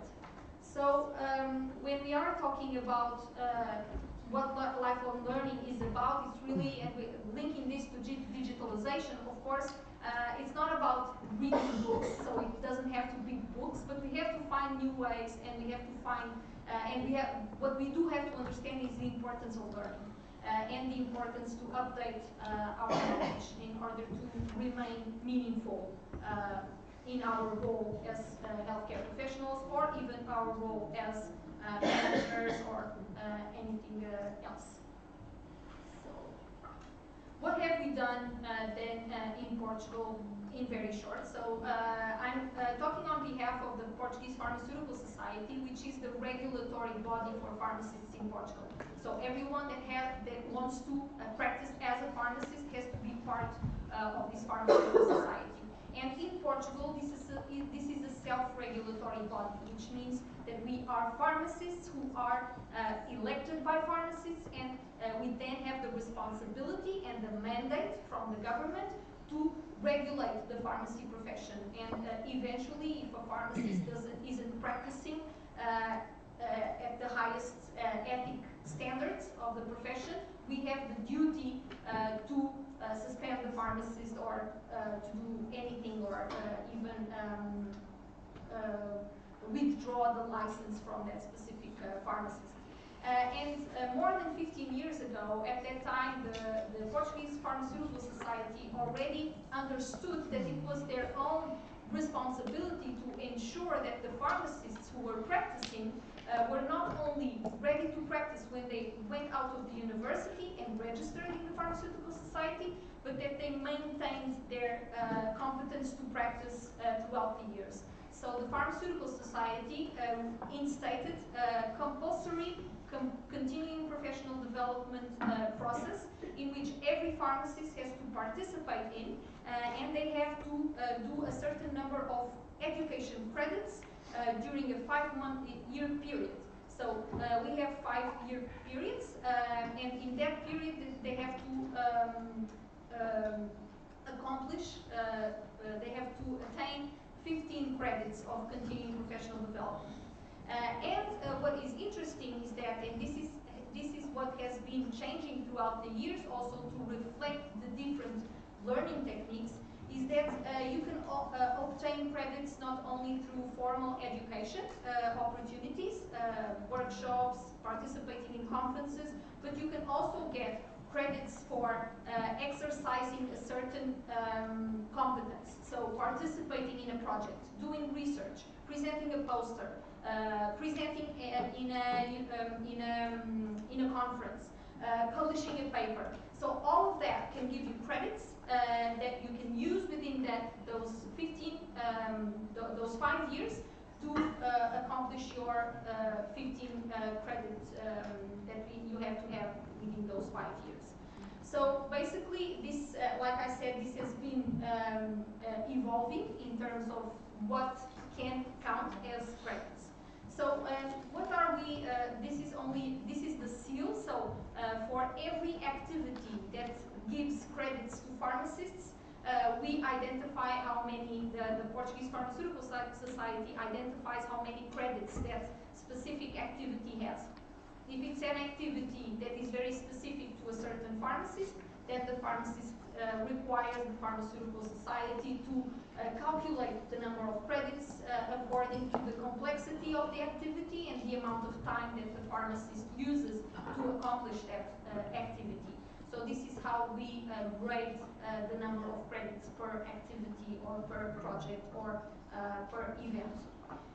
What we are now doing is that we have recently established a new platform, and this new platform is what we call the platform teaching profession. So it aims to connect the universities, all the universities. So all the universities have representatives. The Portuguese universities have representatives in this platform, and also representatives from the profession, from all the different fields of the profession. So community pharmacy, hospital pharmacy, industrial pharmacy, clinical biology, research. And what we do is we discuss what kind of activities should be covered in this system, and also we try to influence each other in terms of academia, influencing practice, in terms of what is happening in terms of new research, new technologies, and new teaching methods that can inform practice, and at the same time the practice informs the academia in terms of redesigning the curricula to remain meaningful in terms of what we want to see as our future healthcare professionals, namely pharmacists. So this is a new platform, and we are very excited about what can come from this partnership between the profession and academia. What are we now working on? And this is the future in terms of what we have, we are working on right now. So we have just published a new document which is called Pharmaceutical Competencies, and basically what this describes is it's the norm which we will use to give to the pharmacist certain qualifications. So, for instance, we already have that for vaccines. Portuguese pharmacists administer vaccines, but they need a special qualification, a special competence to do so. And this document says that every pharmacist that wants to immunize, he has to exhibit a certain attitudes, and he has to have a certain knowledge, and he has to have a certain education program, follow a certain education program. So what we are now doing is we are identifying the different qualifications and the different competences that are important within every different specific field of practice. So, and we are doing so in accordance to what Lilian has already mentioned. There is an international framework that has been is being worked on by the International Pharmaceutical Federation. There are the Nanjing statements, but there is also what we call a global competency framework, and it identifies the different areas in which the pharmacist has to exhibit skills in the different areas of practice. So we are now translating this to our Portuguese context, and what we will be doing now is to establish a career path with the different competences that are necessary to be a specialist community pharmacist, to be a specialist hospital pharmacist, or to be transversally good medication use reviewer, for instance. So instead of allowing the pharmacist to just do the 15 credits for those 5 years as they wish, so that we give more guidance in what would be the ideal path in terms of acquiring additional competences to become a better professional in the area where they are practicing. I don't know if I'm being very clear, but basically we want to assist pharmacists to be more purposeful in the education that they are pursuing as in their lifelong learning process, so that it's not just oh, this one seems interesting or that one seems interesting, so that it is purposeful and it has a specific objective for the pharmacist. So this is what I had to say about the Portuguese experience in brief. But if, again, if you have any more questions, I'm really happy to respond. Thank you.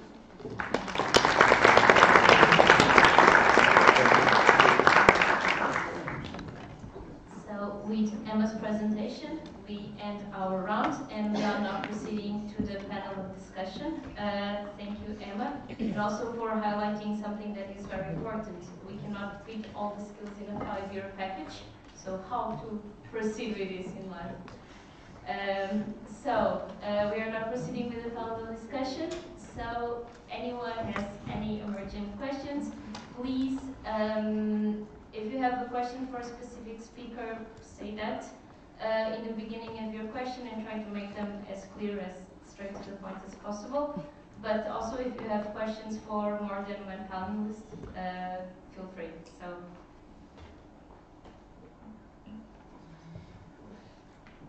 We have first one from Pierre.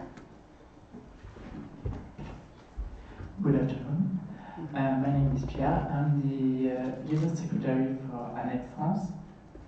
So my question is going to Ms. Ancona.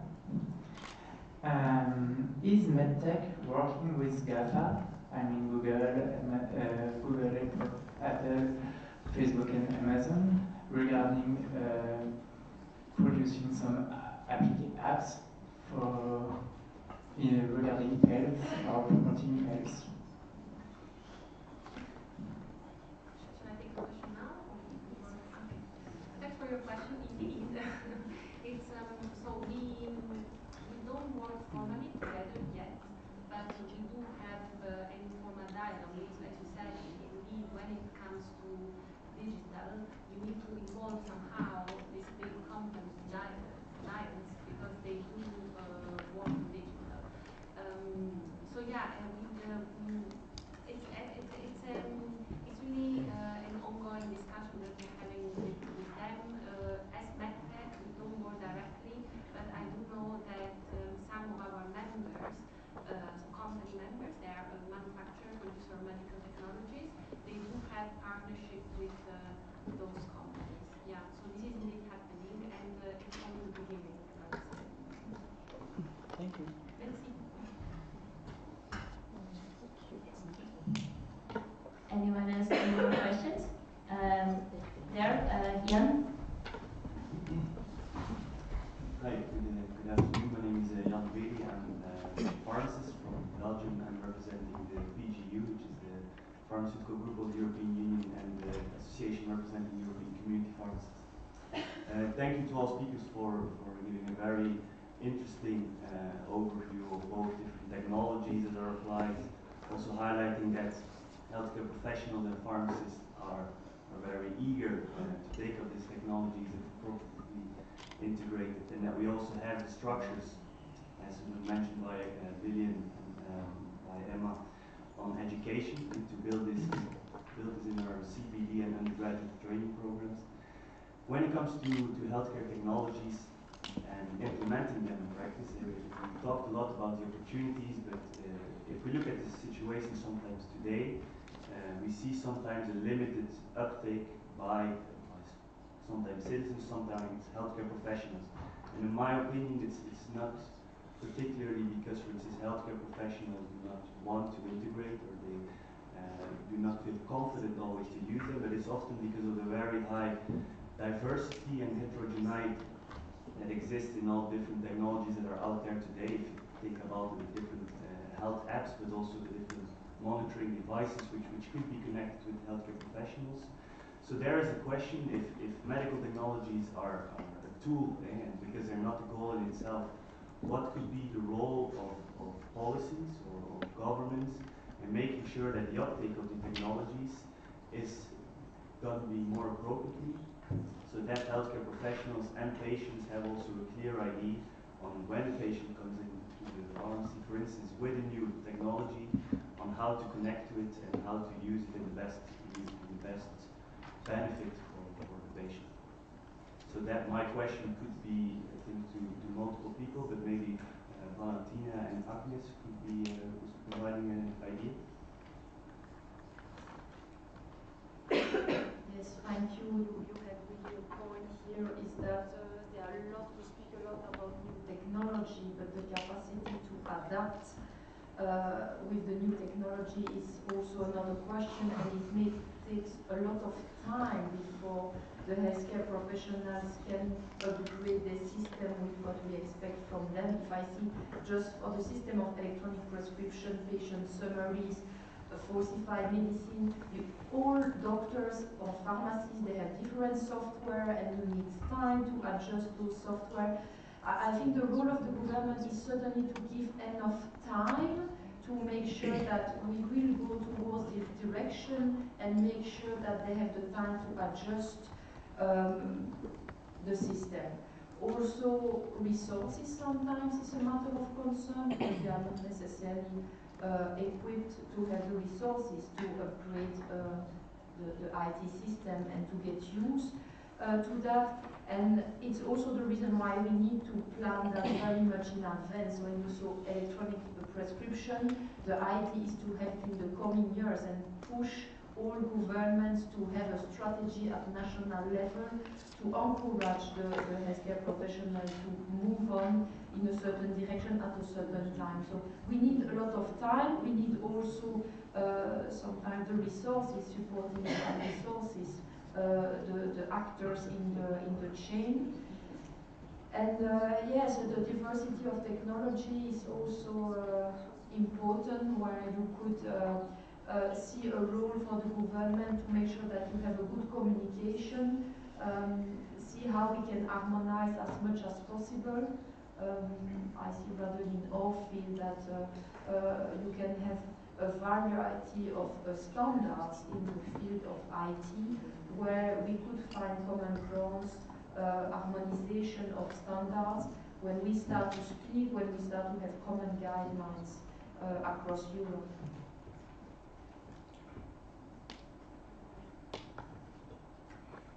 I just would like to thank you for your question. Indeed, the policy angle is important because normally it should clarify how then the tools can be used and cooperation between health professional patients and is then optimized.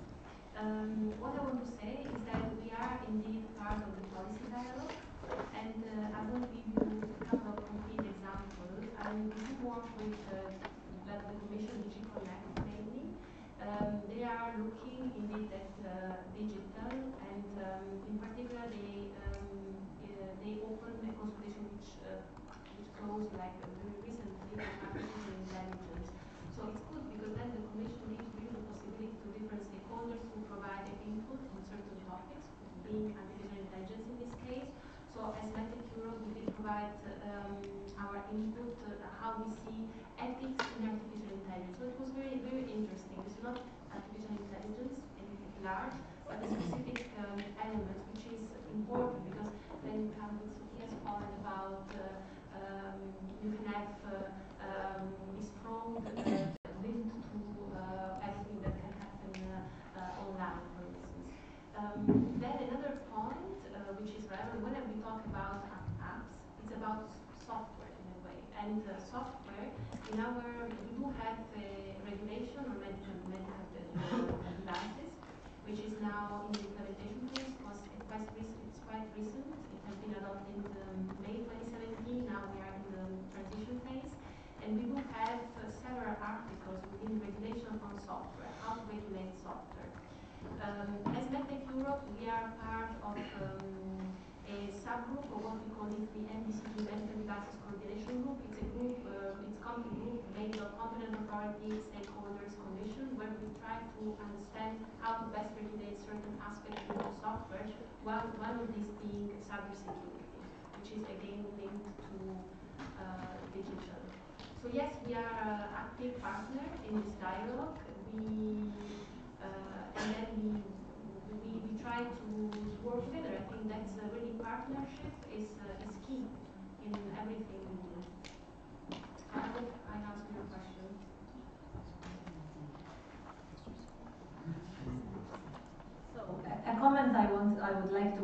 to the question, first of all, is thank you for the question. I think it's a very relevant question. And the comment is that in addition to the policymakers, that is why we need to empower pharmacists in the undergraduate education and to move them to continuing professional development and postgraduate education, so that they are empowered to also be on the boards and on the floor with the policymakers, so that they can get to the table the patient, the barriers and the challenges when you are with the patient. Because sometimes, even with digitalization and policies, the patient gets lost in the focus. So, as the professional, the pharmacist could be the advocate there to bring the reality of what really happens in the real site.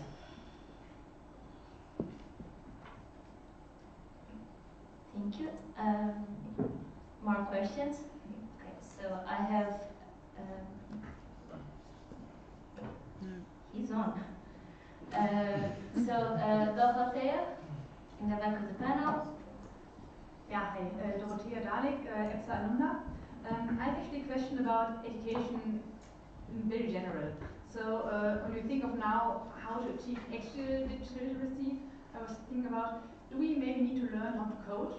So not just us as pharmacists, but also we as citizens, as being part of the digital world, so we actually understand what is possible and what is not. And I was wondering what you think about this, if coding will be a core competence, just like reading or writing, and yeah, we need to get up, maybe our children will learn this in school. So maybe this is a question to all the educators, or maybe everybody has a vision on education.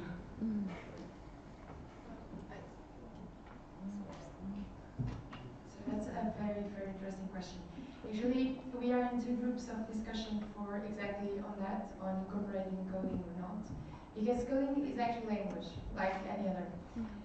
But the thing that we really believe is that either you learn it as you learn math or a language for speaking and communication, or it's seen as a way to interpret something. So it's more important to know how to navigate than how to code.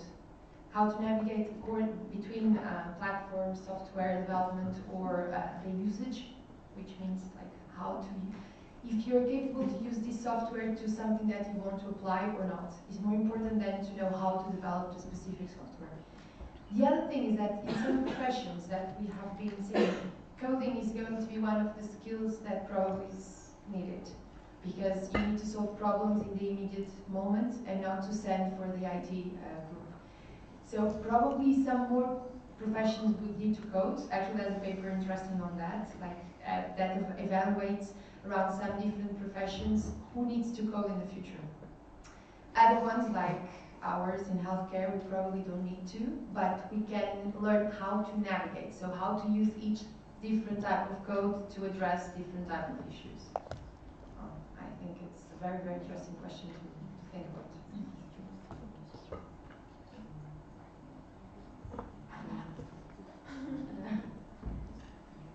Thank you, Sophia. Then in front, yes. Hello, my name is Petr. I'm a hospital pharmacist from Prague and representing EHP, European Association of Hospital Pharmacists here. My question, and once again, thank you to all panelists, because I think it was very interesting and interesting to hear all the perspectives from learning and teaching, and also from very specific fields of even coding or starting up new companies building on e-health. But my question would be a little bit more specific, because what I heard here was about the e-prescriptions, for instance, and maybe patient medication record being shared between the countries. So I wanted to ask if it would be even possible to make it a little bit more open in terms of using this data for interface of care, for instance, like having the patient medication record would be very much of interest for hospitals, for medication reconciliation, because sometimes when patient is admitted to hospital, we need to ask them about the patient's medication, and they basically say, okay, I have a blue pill and a pink pill, and sometimes I have an injection by my doctor, but I don't know the name. But if we would have the medication record available, it would help us very much. And even in the very beginning of the admittance of the patient stay in the hospital, you could also take these data and compare them with the data from the laboratory, for instance. So you would be able to immediately identify the patient who needs care of clinical pharmacists, for instance. And we see in many countries, I would say in most countries, that we don't have enough people to do this stuff. So we would be, let's say, able to focus much more on the patients who really need to see the clinical pharmacist, for instance. So this is my question: if we will see, and if there are thoughts about sharing this data, not just between the countries, so the doctors could see it, but also to make them available for hospital IT systems to use them in database form and to really work with the data, not just receive them. So to anyone. That's it's a question that I can cut in two main groups, right? One has a medical doctor and the usage that we have in Portugal. Actually, we have digital prescription already, and we also have a platform that the patient can download an app that he can access what is his, which is his data. So his medication, his exams, everything, which facilitates when they navigate from private hospitals to public hospitals and vice versa, because we still don't have an interface between these two groups. Inside the public hospitals, we have a platform that you can access from wherever we are, like the typical situation that the patient comes to the emergency room and we don't know anything about the patient, and we can access the platform and find what medication he takes, and so on and so forth. Bad part, sometimes people prescribe things that are not for that patient, they are for the family, and these are not just one case, that's a lot. And this data is being worked also. Another, inside of these, so we could think about an MPI, like the Master Patient Index, that has been discussed around Europe. And one of the very interesting things taking the ethics on is what to put there. Because many patients, maybe in an opt-in or an opt-out version, many patients wouldn't be interested in having it, other ones would be. This for the first part, which I totally identified when you said the blue pill or the yellow pill, because patients really say that every day. So it's really helpful to have everything in the system so that you can access. On the part of the data between hospitals and actually the data mining, like how to extract information from those data, we already have that also between hospitals and also the institution in Portugal that takes care of all the technology inside of the healthcare public system. They are doing that. They are trying to apply intelligence on the data they have, which is really a lot of data, to understand how the patient moves inside of the system, to understand if the medication is taken or not, from different patients and different doctors, if there's some patterns of prescribing or receiving. So all of that we are trying to do. Why trying? Because most of the times we have a lot of information, again, but not real data. Like we have a lot of spaces in the patient record that are open spaces. So we write everything we want. Many times with short versions, that abbreviations that it's harder for a software to take the information out. But I honestly think that that's something that in a very short term we can definitely have really good outcomes from that. Another thing is the oil, the new oil. Actually, data is totally the new oil. So a lot of information is being sold also for different entities, of course anonymized and with all the care, but to have that information, to know how the systems are moving, how the people are moving inside of the systems, how they articulate private, public, or even epidemiologicals. So they are doing all this part, at least in Portugal. I know that in the US, it's also very worked because of the insurance companies, in terms, of course, in anonymized data, which is very interesting, because it's totally the future, or present in some countries, I guess. I just want to add, in terms, another thing that comes to my mind, indeed, when you talk about data, patient data, transferring of data from one country to another, it's about privacy as well. So patient consent, and now we have it became a buzzword, the GDPR. It's a data privacy regulation. It has affected all our lives in different manners, and it does affect also precisely your point. And I think the challenge, I don't have the solution. I see that the challenge then we need to find how to leverage on GDPR. Indeed, GDPR exists. There is a reason why it is so strict. So how can we leverage and on what we have? At the end of the day, is to protect ourselves and our privacy.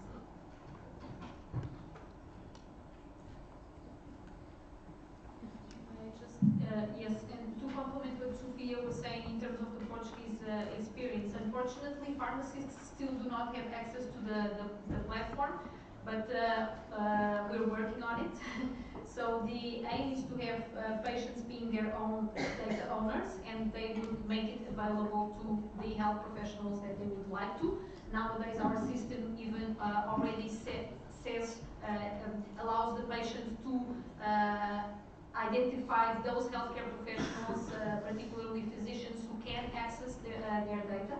So that's something that's already included, and possibly in the future it will be for other healthcare professionals as well. Because what you said in terms of your experience in terms of the hospital and the information that you need to work with, we have the same. I'm a community pharmacist myself, so we have the same issue in community pharmacies because we also do not have access to information which is vital for us to identify interactions, contraindications, allergies. We don't have that information unless we ask the patient. And sometimes patients are literate and they know how to, they can tell us that information. Some of them do not even understand that information for themselves, so surely they cannot give that information to the healthcare professional. But in an anonymous way, for studies, etc., but that the patient feels comfortable enough to share that data with individual healthcare professionals. I think that the technology itself is not a problem because it allows everything nowadays. I think it is a political and a cultural thing, and political and cultural things take longer than the technology developments, as we've seen. So I think that it's just it's a path and a way that we have to work with, but I'm sure we'll get there in terms of data transfer, sharing, etc. Also bearing in mind that the patient should be his own data owner and make it available to whomever the patient would like.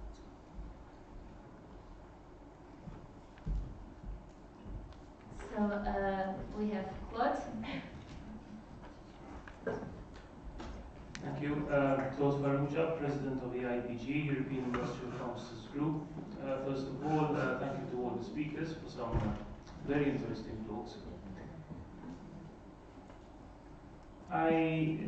The content has given me some reflection, and this reflection is being placed in context of what I have seen, albeit being an industrial pharmacist, in the last few months when it came to implementing the Falsified Medicines Directive.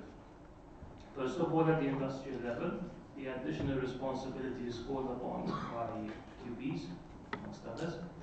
It was also one of the first reactions that I saw at the community pharmacy level, apart from, oh, now we have a tool to protect the patient better, but also, oh, this is something else. And this is not only unique to pharmacy. My wife is a teacher, and as more technology comes along for her to help her students better, there is also, we're seeing more expectations. So as Andreas said, yes, the technology is freeing up the pharmacist to be able to do more, but there is also the expectation to do more.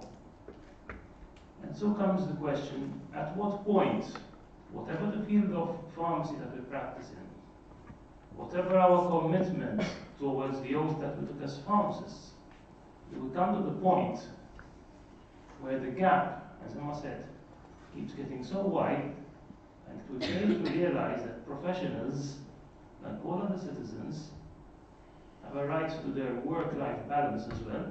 What policies are there to protect this work-life balance for pharmacists? Because it is only in the protection of this work-life balance that you have a certain resilience, psychological resilience, to be a better professional for the patients. So all this consideration is the technology moving too fast. Therefore, the expectations are growing too much. The gap is getting wider despite our best efforts. And is this actually to our advantage as pharmacists, or unless we have the appropriate safeguards in place, is going to be detrimental to our ability to be professionals for the good of patients?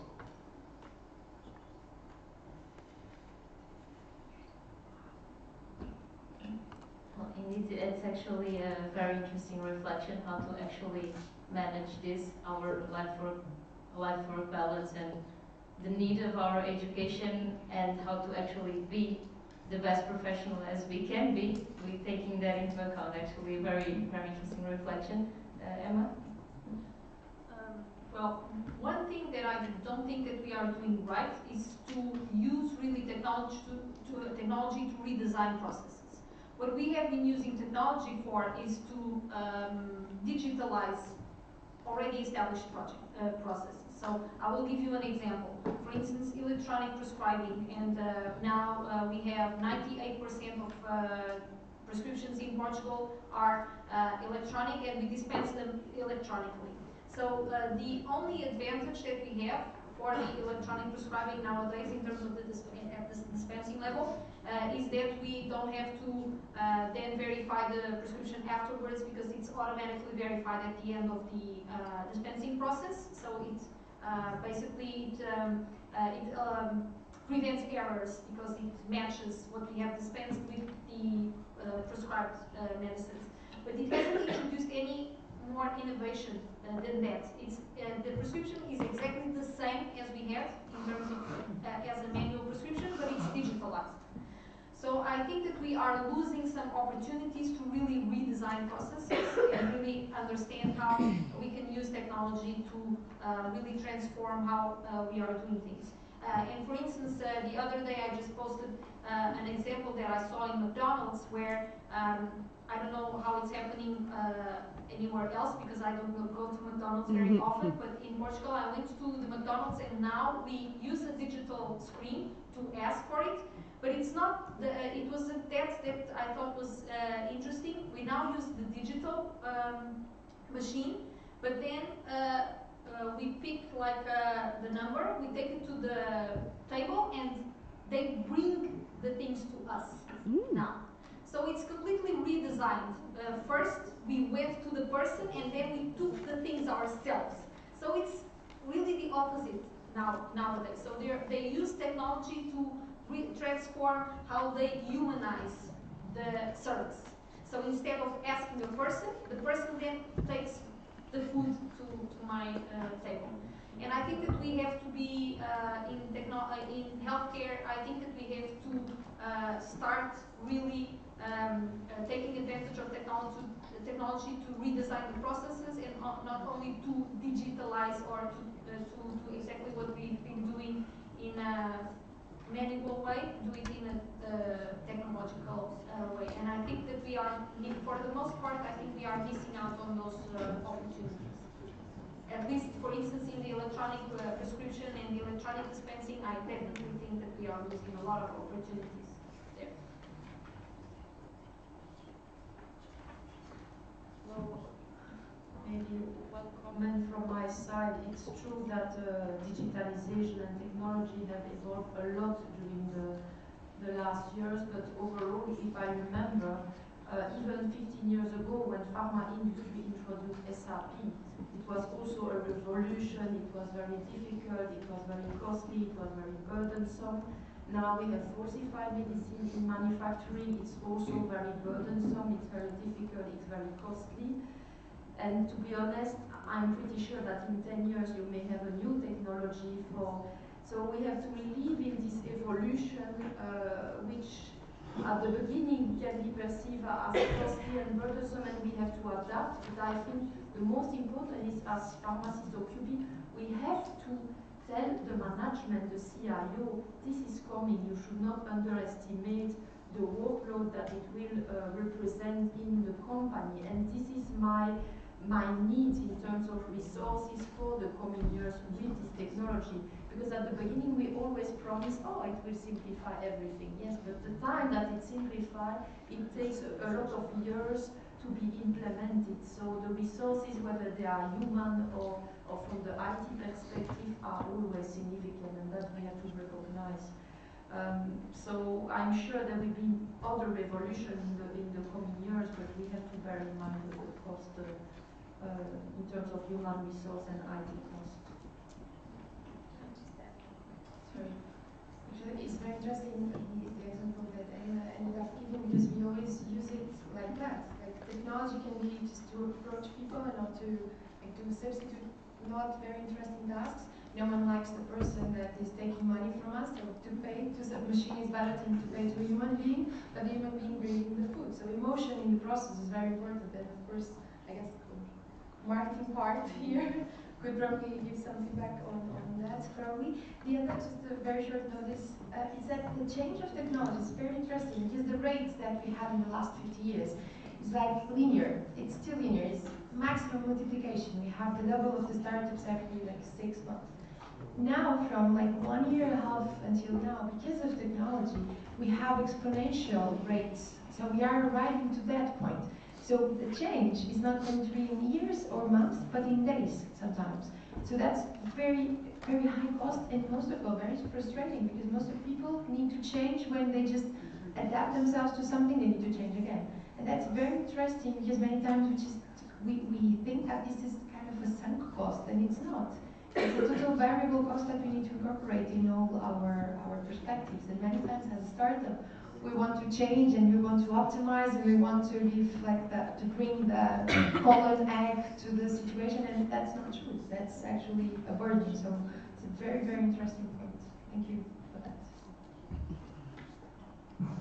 Yeah, it's a good topic. So what we can learn from this McDonald's topic, and I also choose this in my presentation, is what they are doing is they're involving the customer into this process. Not that they only look on this how to lower the cost and so on, make this one main goal is to lower the cost and be more efficient, but they're involving the customer in this process, and therewith they're creating completely new consumer or customer experience. He's part of the game now. And I really like that. I think that McDonald's, especially in that case, is really outstanding what they do. I don't see any other players doing that, especially that segment, in the same level of quality. Two examples for pharmacies where they also used technology to really reshape the processes. One example is from Australia, where there's existing now an application, a mobile application, where you can, I need to look for the right word, where you can call in, so you can into the mobile, and this mobile device is now checking the database about the sound and all these little things, and he's giving you advice to which doctor you have to go.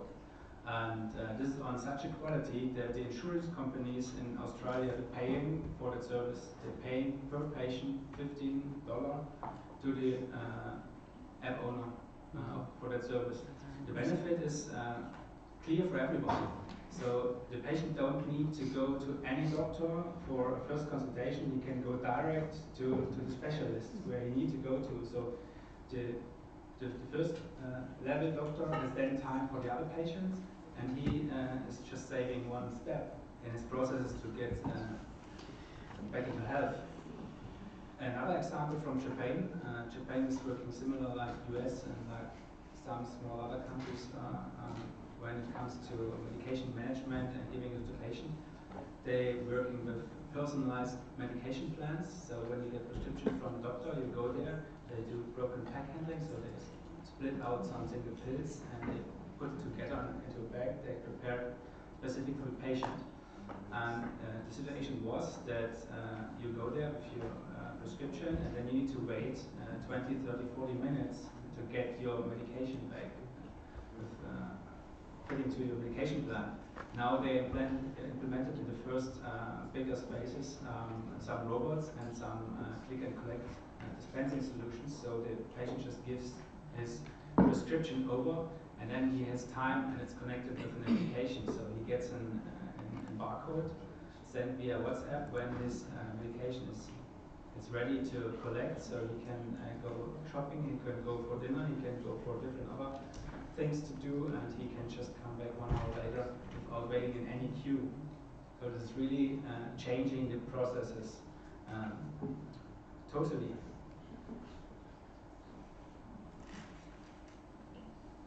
Thank you for all the interventions of the panel.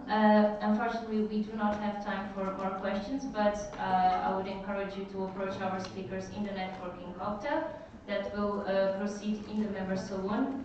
As to end, as a sum up, today we were able to talk a bit about digitalization, how can it be used to support patients, healthcare professionals, but we also understood that there are challenges amongst it, around it. We need to make sure that it's humanized. We need to make the human component there. They are there to complement the healthcare professional's role, but also we need to make ourselves attractive. As we said, people need to go to a setting, a community setting, and feel happy about it, and feel that they can trust a pharmacist, but they need to be interested in going there. A very important aspect, independently of each field, some of us might work on is the interprofessional collaboration aspect, because we need not only to collaborate with other healthcare professionals, but also we need other kinds of professionals. We need IT professionals, we need developers, we need economists, we need people to take care of the legislation, people to implement changes. So this is something to keep in mind. And also the gaps. As we said, there is a gap of what we learn in university and what is the practice. But we cannot learn everything for a lifetime and pack it into a 5-year program. So that is where continuous professional development takes the lead and takes a role, and that's what we should move towards. So thank you very much for all the presence, for all our panelists' interventions, and I hope you enjoyed the networking cocktail in the members' salon downstairs. Good afternoon.